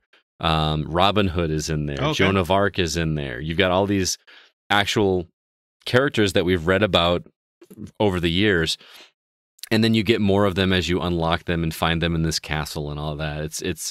But what's funny is the dialogue that you have between them. There's like this tongue-in-cheek humor. Like there's almost like inside jokes between all these characters in fiction and they know the different things about each other. Like whenever you meet Joan of Arc, somebody keeps talking about how she's on fire with her with her comments or something. You know, it's goofy stuff like that just that is pretty clever. She's the one who brought the marshmallows. Look at you, flashback humor. Because I'm bringing the flame. Yeah. Oh, man. I just want to go back and rewatch that scene. It's pretty good. Anyway, Bookbound. Bookbound Brigade. I feel like whenever you have Brigade in the title of a game, you have to have that cheesy 1920s voiceover. Bookbound Brigade. You know what I'm talking about? Do they do that here? Well, it's not actually voice acted except for in the cutscenes. In the cutscenes, yes, it's there. But there's a narrator that talks to you via text, and you can almost hear it the way it's written. You kind of hear it in that voice. So the gameplay is straight up a Metroidvania, but I want the characters to move quicker. I feel like they just run very, very slow, and you come across these obstacles, some light platforming. You're not punished a great deal if you miss. But what makes the game interesting is the Metroidvania elements where you get new abilities. Like you get a double jump, and then you get the ability to stack all of your characters on top of one another, or the ability to make them all flatten down so they go in a straight line. That allows you to access different areas, like manage through tight spaces, or if you stack them all on top of each other, now you can jump up to actually reach a button that's on the ceiling to unlock a door. So that's how it gates you from getting from point A to point B, basically. If that makes sense. My problem with the gameplay in that aspect is that it's very clunky to transfer back and forth between each of those, what do you call them, stances, I guess? Yeah. Do you have them in a cluster? Sounds like the Wonderful 101, man. Yeah. I haven't played it, but that sounds interesting. I just wish that the controls were implemented slightly better, because in order to do it, you have to hold down one of the bumpers and then press one of the two face buttons. Like the Y button will make you drop down from the tower. The X button will make you rise up to the tower. And you have to remember to press the bumper and then which of the two buttons to do. I feel like it would have been easier just to cycle through those different things with one button. I would rather just cycle through and do it instead of having to do a trigger. Tap through it real quick. Yeah, I feel like that would have made more sense, but I don't know. Maybe that's something that could be patched, but it's a clever little game. I did hit a hang up where my characters got stuck on the environment, and I had to restart at one point. It was just a minor glitch, but it's a cute little game. But I think that it's tougher with its boss battles than the game makes it look like it would be, because the way that the boss battles work is very strange. A lot of the attacks are based. You have a very simple melee attack, but a lot of the attacks are based on hitting other enemies into the boss. And the only way to do that is if your characters are stacked straight up. You basically juggle the enemy up to the top of the top guy of your stack, and then he shoots it forward in an arc, which hits the enemy. And it's very awkward to do, or maybe I just haven't figured it out very well. But it's a clever little game. It's not the greatest Metroidvania I've ever played, but it is worth checking out, especially if you like humorous. The little dialogues between the characters are a lot of fun to read. So cool. Bookbound Brigade. It's tough to say that name. I know, and I'm playing it on Switch, by the way. So sweet. Before we head out, I do have a couple other reviews for you. Thomas came by and talked about 3 different games. He played Edna and Harvey, the Anniversary Edition, Edna and Harvey, the Breakout, point-and-click adventure game. He also played Disco Elysium, which we've been talking about quite a bit, but none of us have played. He actually played it and talked about that. And then he's going to wrap up talking about The Blind Prophet, which is another point-and-click adventure game he's playing. And then we're going to wrap things up with Spencer, who's been playing a game called Skellboy on Switch. So you're not going to want to miss that. Looks a lot like Paper Mario, so stay tuned for that. We're going to play those interviews for you right now. I'm here once again with our resident point-and-click aficionado, Mr. Thomas Becks. How you doing, man? Hey, Scott.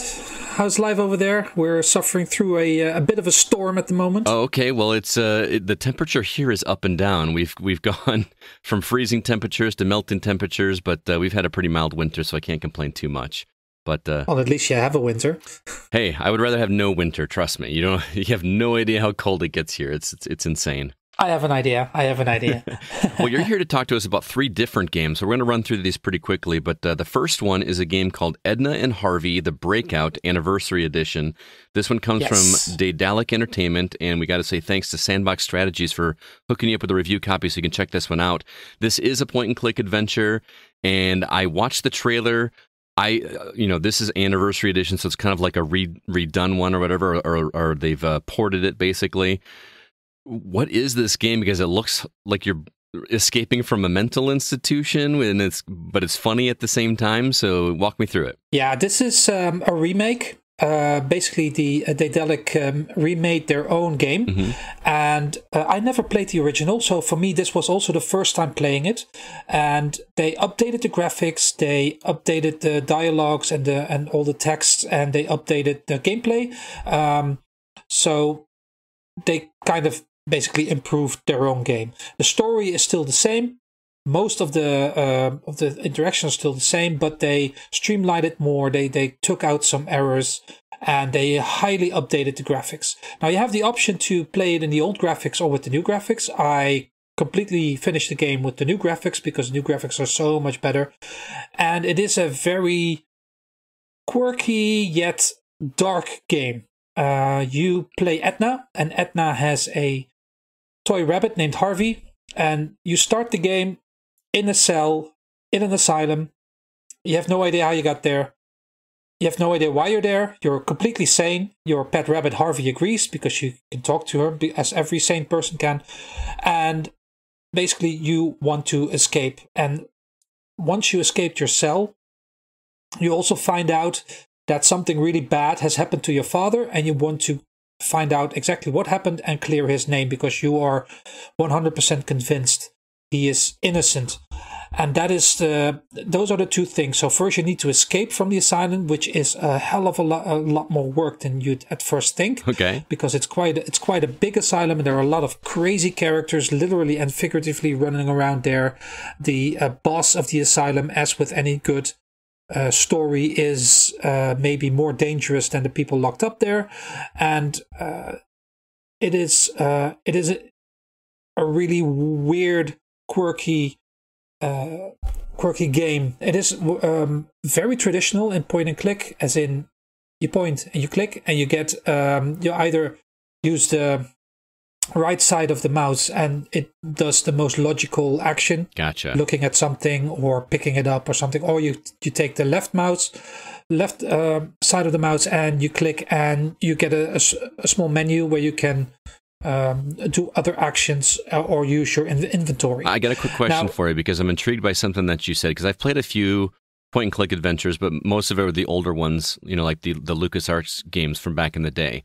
You mentioned a boss of this asylum, and when I think point and click adventures, I don't think boss battles or anything like that. So how does that work? How are you going up against a boss in a point and click adventure? Well, it's just basically the guy who runs the asylum, and he is the main bad guy. You're trying to avoid him, but you're also trying to find evidence to that implicates him in what is going on. Right. And if he catches you, it's back to your cell. Now, that's not much of a problem because once you've escaped, you can escape again, but you do not want to get that delay every time.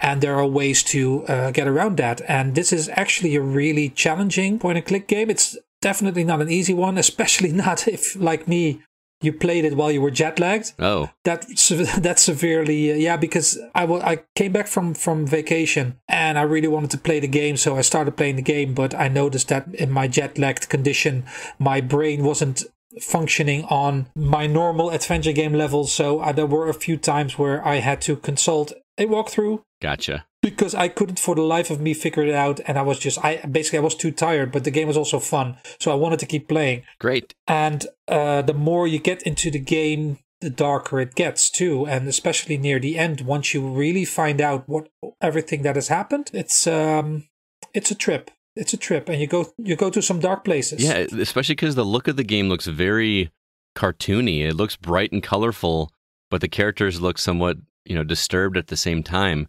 And I'm intrigued to see what dark places that goes for, a game that's that dark but looks that lively. So yeah, well, there are hints here and there in dialogues and in things you find out about how dark it can get.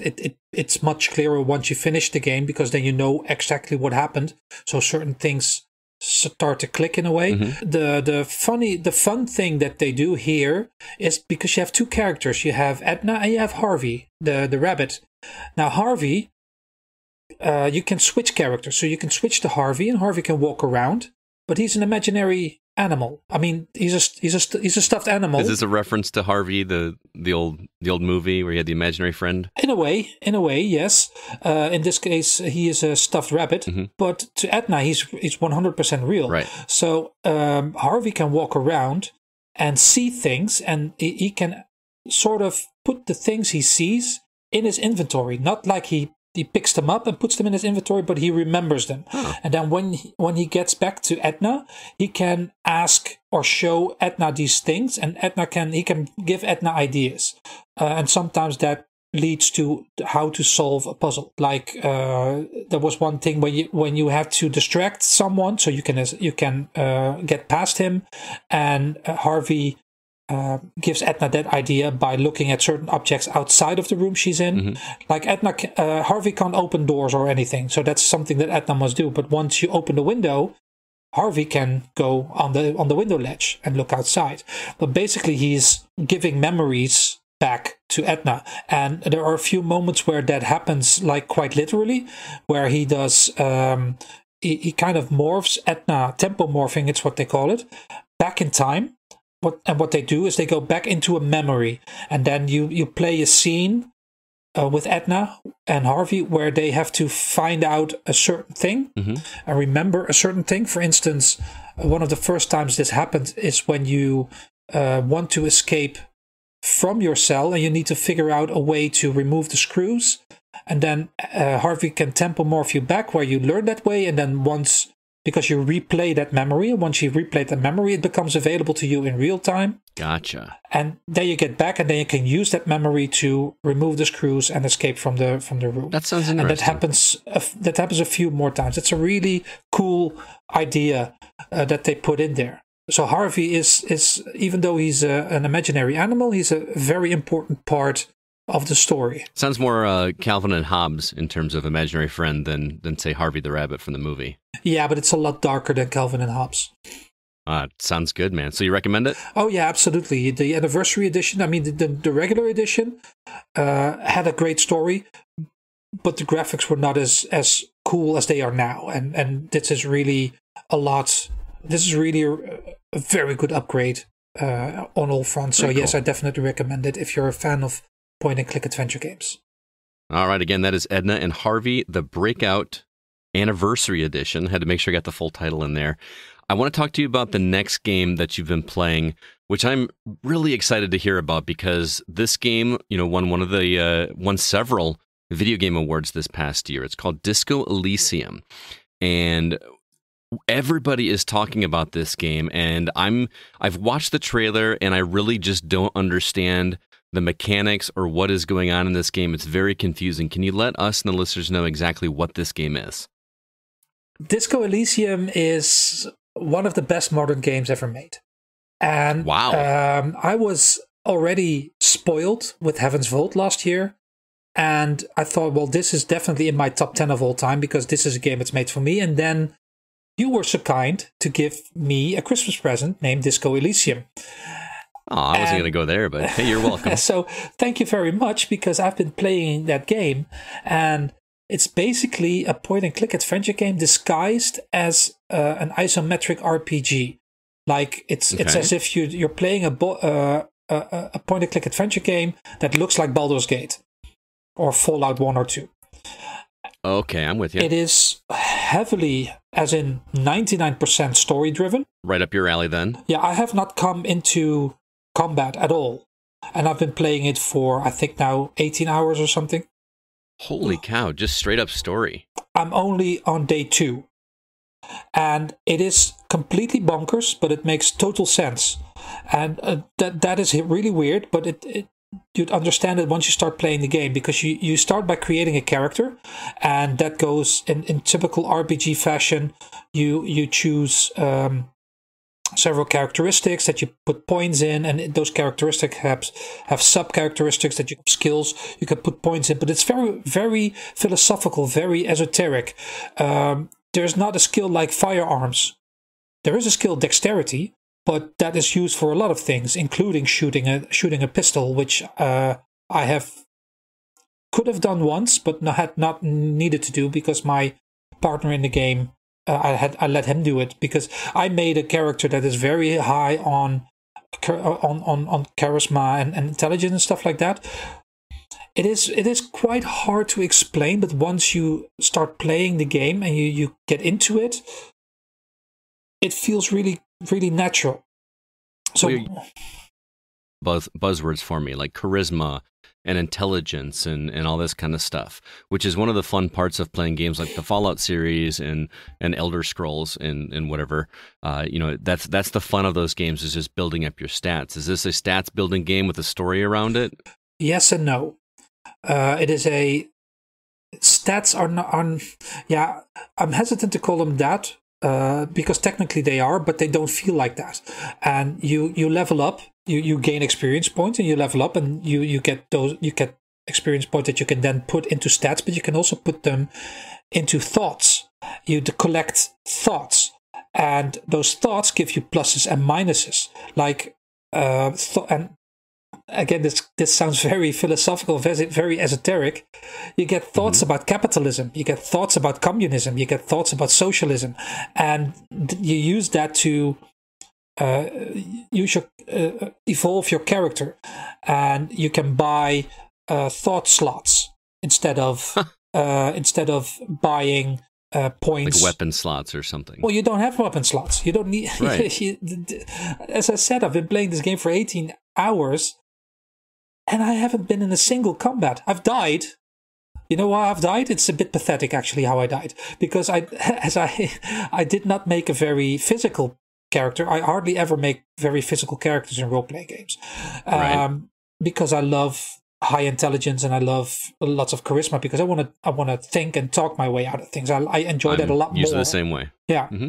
So my character had 2 hit points and 4 morale points. That's what it's called. It's been a while since I played the game, but I have to get back into it. The first time I died was because at one point I kicked a container and hurt myself so badly that I lost a hit point. So I had only 1 hit point left.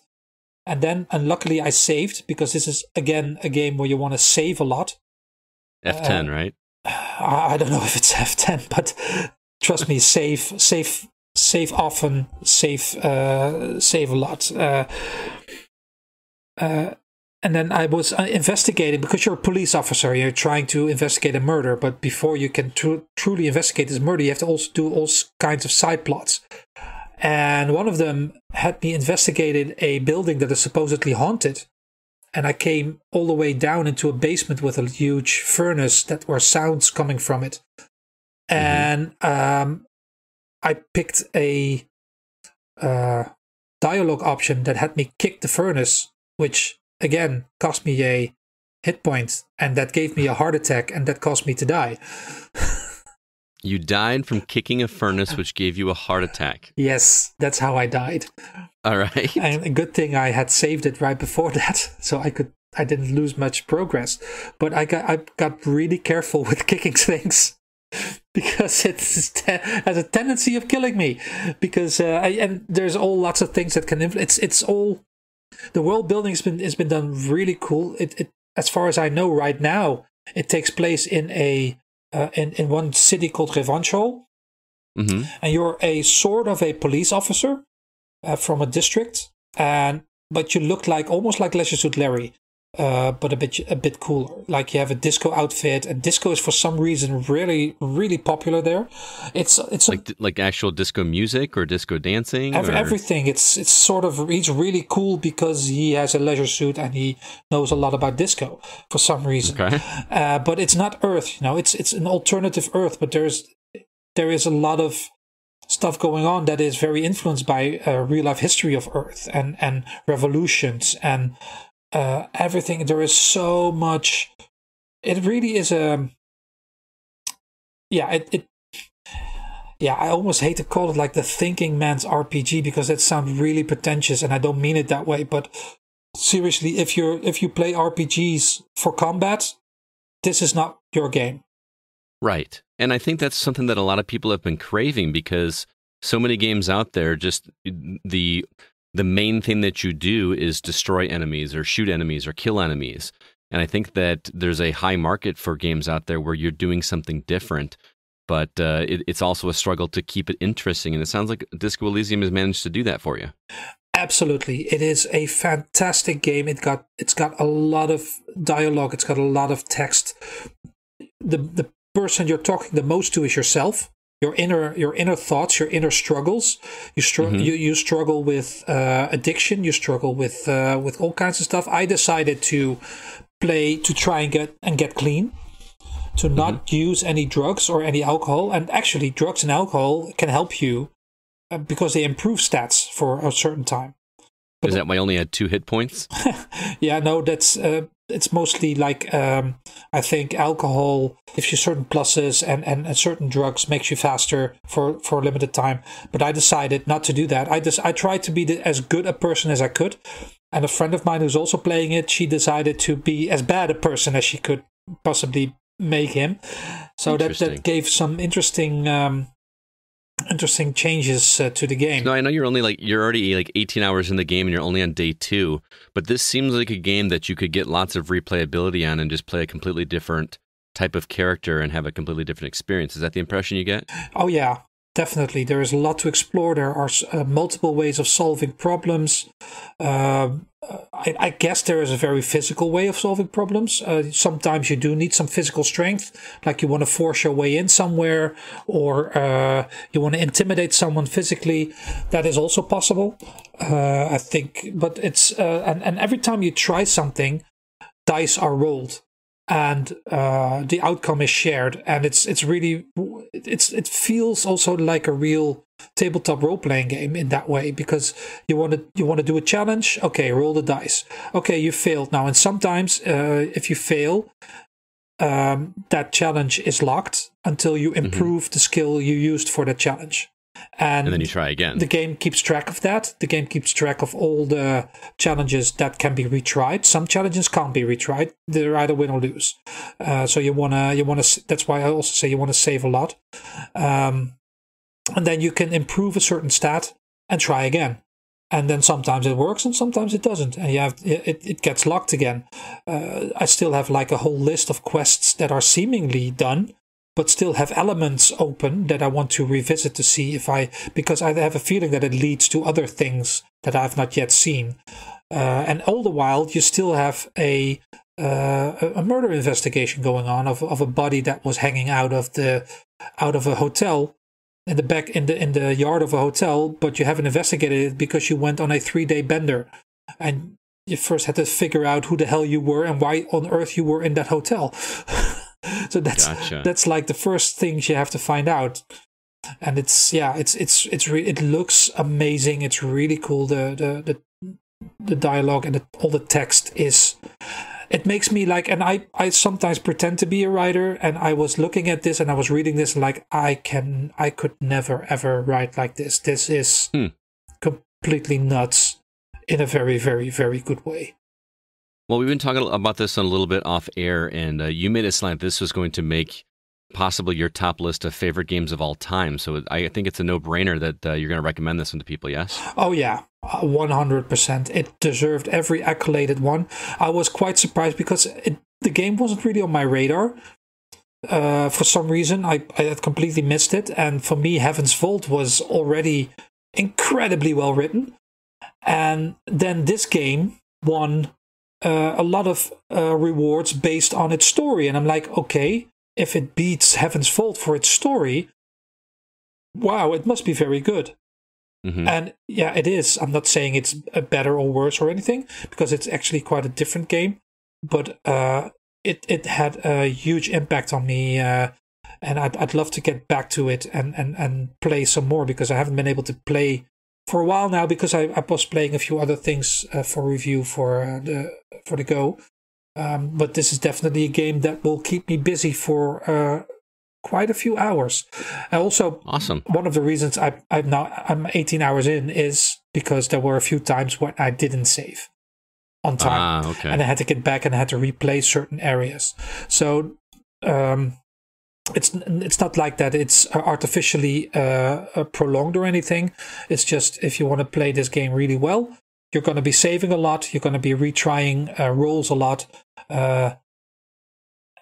because there is a chance element there that you succeed or not succeed in certain things, and you mostly want to succeed. So if I know that, I save and I try it and I fail and I try it again, unless it's a challenge that I know like 2% of chance of winning, then I'm like, okay, I'll come back to this later. But if I have a decent chance of winning that challenge, then I can replay. I can also load the game back up if I lost it. So. All right. Well, sounds good, man. That's, again, is Disco Elysium. So if that sounds interesting to you, guys, be sure to check that out. That's on PC only, correct? I think so, yeah. But I wouldn't be surprised if this gets ported to any consoles in the future as well. Okay. And we've got one more game to talk about. And this game is called The Blind Prophet. I do not know how to pronounce the developer's name. ARS Geisha? Gosha? Arscotia. It is actually named after a famous religious book that describes all the demons that are known to Christianity.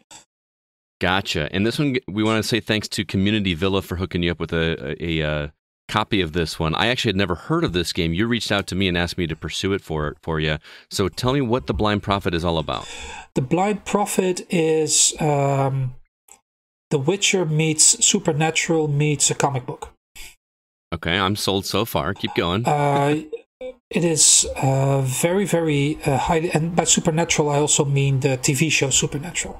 Like, oh, okay, gotcha. Now, when you got to be careful because when you say The Witcher, are you talking Witcher in gameplay or Witcher in characters?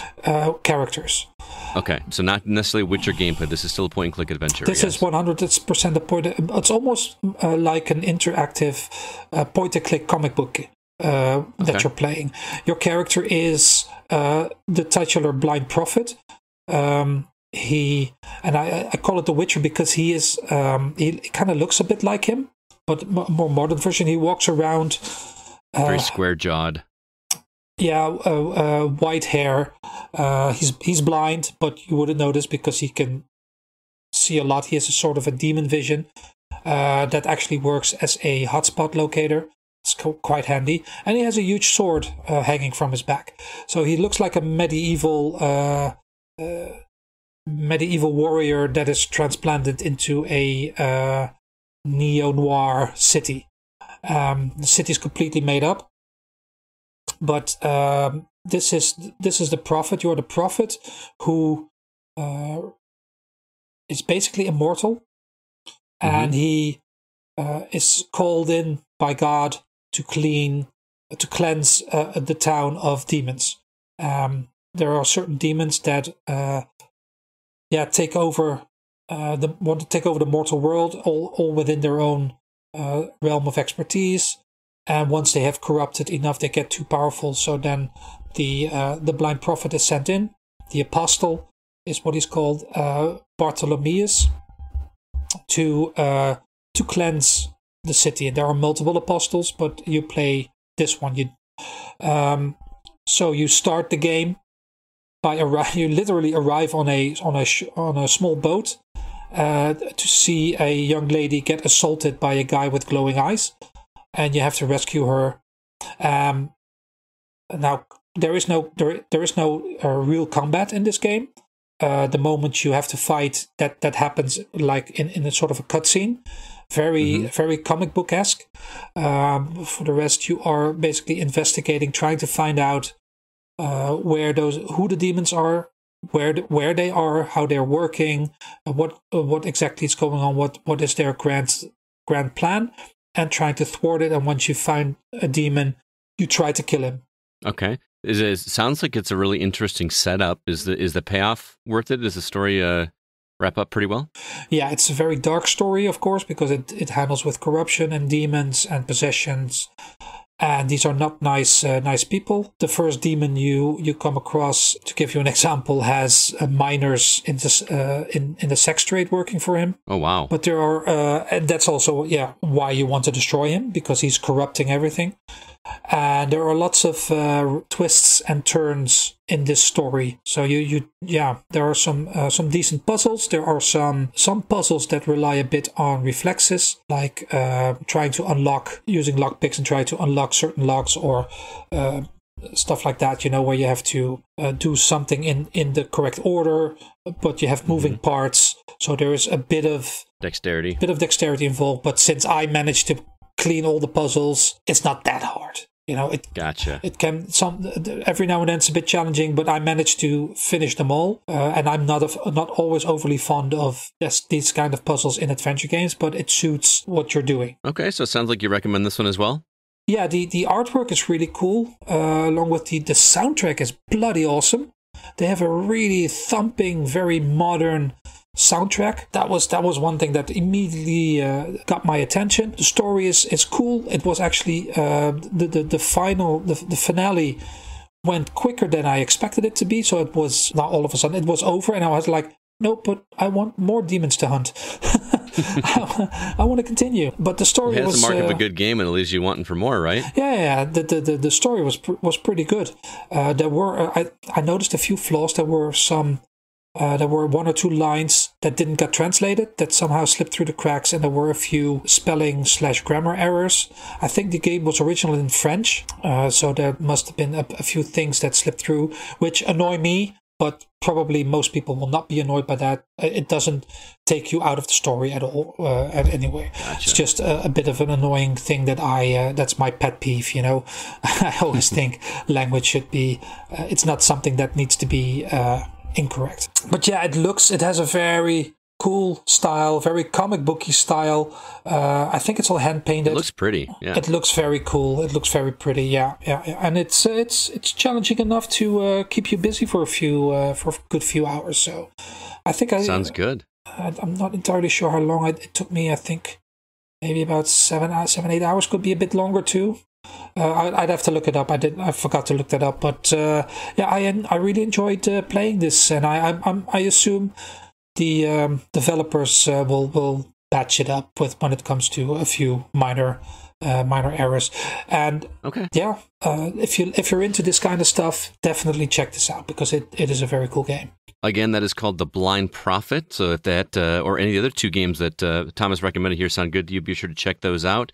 Thomas, thanks so much for stopping by and playing all these games for us. I know that a couple people in the group have really said that they like your recommendations because they're big point-and-click adventure fans. So thanks for taking the time, man. That's nice to hear. I'm not that much on social media anymore, so I kind of miss those messages. But yeah, I'm glad anyone who's interested in point-and-click adventure games or in story-driven games. I'm always happy to give out old and new titles. And if you're really into those kind of games, please check us out at the Adventure Game Podcast too, every week, where we did we just released, if you allow me to sure, go for it, to gloat a bit. We do developer interviews every week, and then the other week we do reviews and stuff. And we not only interview new developers, but we also interview old developers. And the last interview was L. Lowe, who you might know from the Leisure Suit Larry games. Hey, nice. So that was a really cool interview. He was very funny. He actually shared some information that I had never heard before in any interviews or whatever. So that is definitely worth checking out. All right, so that's the Adventure Game Podcast. Be sure to check that out. And what's the website? TheAdventureGamePodcast.com. So from the top of my head. Sorry, did not have that. All right. Well, thanks again for stopping by, Thomas. We're going to let you go. You have a wonderful evening, all right? Yeah, you too, Scott, and the whole team. Greetings from Ireland. Hope to maybe see you soon in the future. Sounds good. Talk to you later. Bye-bye. All right, I'm here with Spencer Cushing, one of our contributing writers for the Gaming Outset. How you doing, Spence? Not too bad. How about yourself, Scott? I'm right. Can I call you Spence? I've never called you Spence before, have I? Yeah, you can. My mom might not like it, but I don't care. Your mom doesn't like it when people call you Spence? No, she doesn't. That's funny. Well, you're here to talk to us about a game that you've been playing for us called Skellboy. Yep. This one comes from a developer by the name of Umaiki Games, and Evolve PR hooked you up with a copy of this one. I know you were excited to play this. I'm interested to hear about it because it reminded me of Super Mario RPG a little bit. Yeah. Or not Mario RPG, Paper Mario. Yeah, it's a lot. Yeah, yep.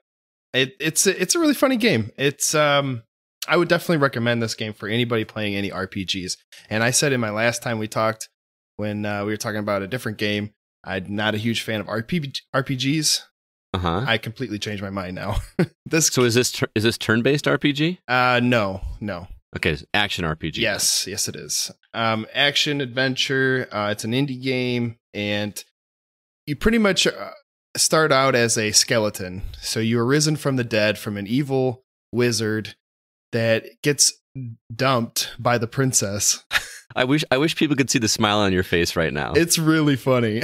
Okay. The storyline is like beyond amazing. Like I said, he gets dumped by the princess, and then while he's a skeleton, or no, while he's still alive. This wizard. Oh, okay. And so the wizard, he casts a spell that raises the monsters and zombies from the dead, and you are one of them that gets risen. And couldn't he have just like gone and written an emo song or something instead of raising the dead? He could have been like Taylor Swift, but so you get risen from the dead, and your name is Skippy, But It's a skeleton named Skippy. Yeah. Okay, keep going. Keep going. It's so good. And you're an ancient hero. So the best part about this whole game is the storytelling of this and the way they talk. Some of my favorite things that they said in there is they refer to themselves as a square or cube or a dice, or they pick or pixels. One of my, like, for example, they say like breaking the fourth wall kind of thing. Yeah, or? pretty much. So for Okay. example, they call heaven or something up there, they call it the great cube in the sky. Okay. Or one of my favorites is you attack this evil guy and he's like, "Be careful, you're gonna hurt my pixelated butt." And I laughed really hard about it. I was pretty surprised at how good that was. So some sophomoric humor thrown in there for good measure. Yeah. Well, talk to me about the look of this game, because, and I say this and I don't want to scare off those that might try this game out, because when you say the M word, it freaks people out a little bit. But the graphics reminded me like a isometric Minecraft a little bit. Like the graphics look very blocky. It is kind of like that, yes. Okay. However, so like you said, it's like Paper Mario. It looks like that, and you are pretty much just one dimension. But the whole game itself is in 3 dimensions, so it's not side-scrolling or anything. And yeah, I mean that's, I don't know how else. Well, the best way to describe that, it looks pixelated, but I think that's what they were going for when it came to this game, because the humor, like I was pointing out, and the story mode was just, it all kind of went together. Okay, well, you mentioned it's an action RPG, and I hear that, and that makes me think that there's got to be some kind of progression in terms of, attacking enemies and getting new weapons and armor, that kind of thing. So talk to me about that. So you can change, as Skippy, the skeleton, you can change your body parts. And for example, you can have a thick skull, which gives you 2 health, or you can have they call them Hell Knights. You can get a helmet from them, and that gives you like 5 health. And then you have weapons on the side of that, which you can pick up through progressing through the game to get better weapons. Like you have an axe, you have a crystal sword that one hit kills the zombies instead of hitting it 3 different times to kill them. Sure. But yeah, you could change your body parts and you can change your weapons throughout the game. The body parts, you can change your feet, your torso, and your head. So all this stuff just like it helps with defense, or the weapons actually do increase damage? Yes, both. Increase damage with the weapons per which one you get, and more health and armor. I had to think of the word. Okay. So it sounds like you're really digging this game. Is this one that you recommend for people to check out? I highly recommend this game, especially for young kids too that want to get into RPGs or games. This would probably be a good start. It's funny. It's good storytelling. It's not over the top. Anybody can understand it, and the gameplay is just phenomenal. So would you kind of call it an RPG light? Like it's not super in depth, but it's still got some challenge to it? I would agree. Yeah, I would say that. Okay. All right. Again, that is called Skellboy. And thanks again to Evolve PR for hooking you up with that. I'm really glad you're enjoying it, man. It sounds like a lot of fun. Yeah, you could definitely try it out too if you want to. I may have to do that just to see what it plays like. Right So, on. well, Spencer, thanks so much for being there. We'll keep an eye out for your written review on thegamingoutsider.com as well. We should have that out sometime later this week. Awesome. Thank you, Scott. Catch you later. All right, bye. All right. Any other games you guys been catching up on besides the ones we've already mentioned? I've just been playing Skyrim. That's it. Yeah, I wanted to call you a jerk for getting me to play Archero. You like it? I love it, man.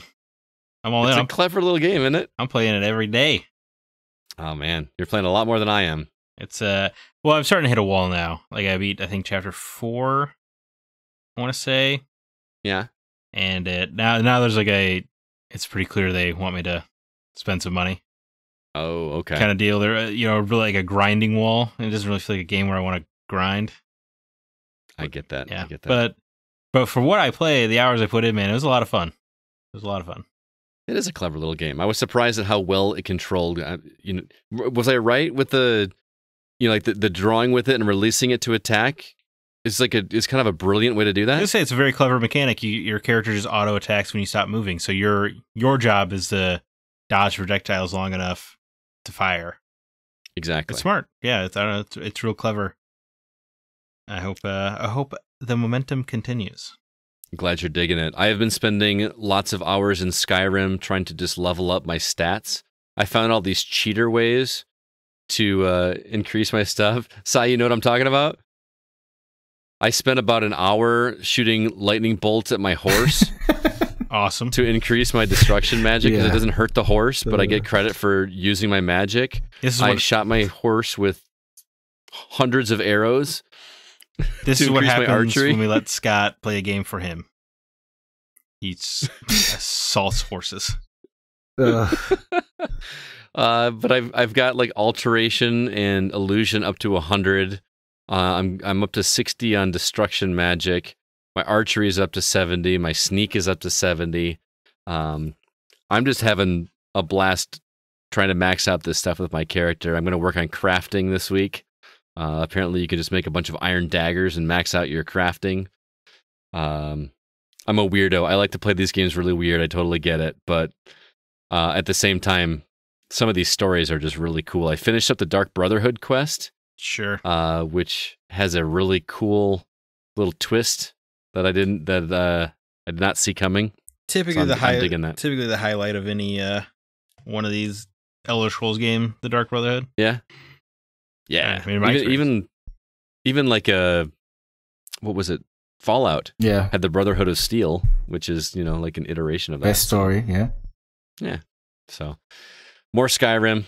I'm playing some games for me this week as well, so I'm really enjoying it. So I guess you know what I did. I did nostalgically go down a couple hours of Tomb Raider, definitive edition. Yeah, and let me just the first one, right? Yeah, the 2013 game. That's such a good game. Yeah, it turns out it's still one of the very best video games ever made. Who knew? It's really good. That Lara Croft, she's got a great arc in that game. She does. You're not bothered by the whole, like, I just killed this man and I'm going to be distraught about it, and then she's over it in 5 seconds? No. You didn't have a problem with that? The way I see it, I mean, especially with the way the trilogy goes, it's pretty clear she likes it. Mm-hmm. So I think she freaks out, and then something snaps inside of her. She's okay with it. Gotcha. I think that is a fair response. She accepts it very quickly. I think if you're put in that position, you're gonna snap one of two ways. Either you're not gonna be able to cope, or you're going to find out, I'm into this. Yeah. I wonder which one I would be. Let's find out.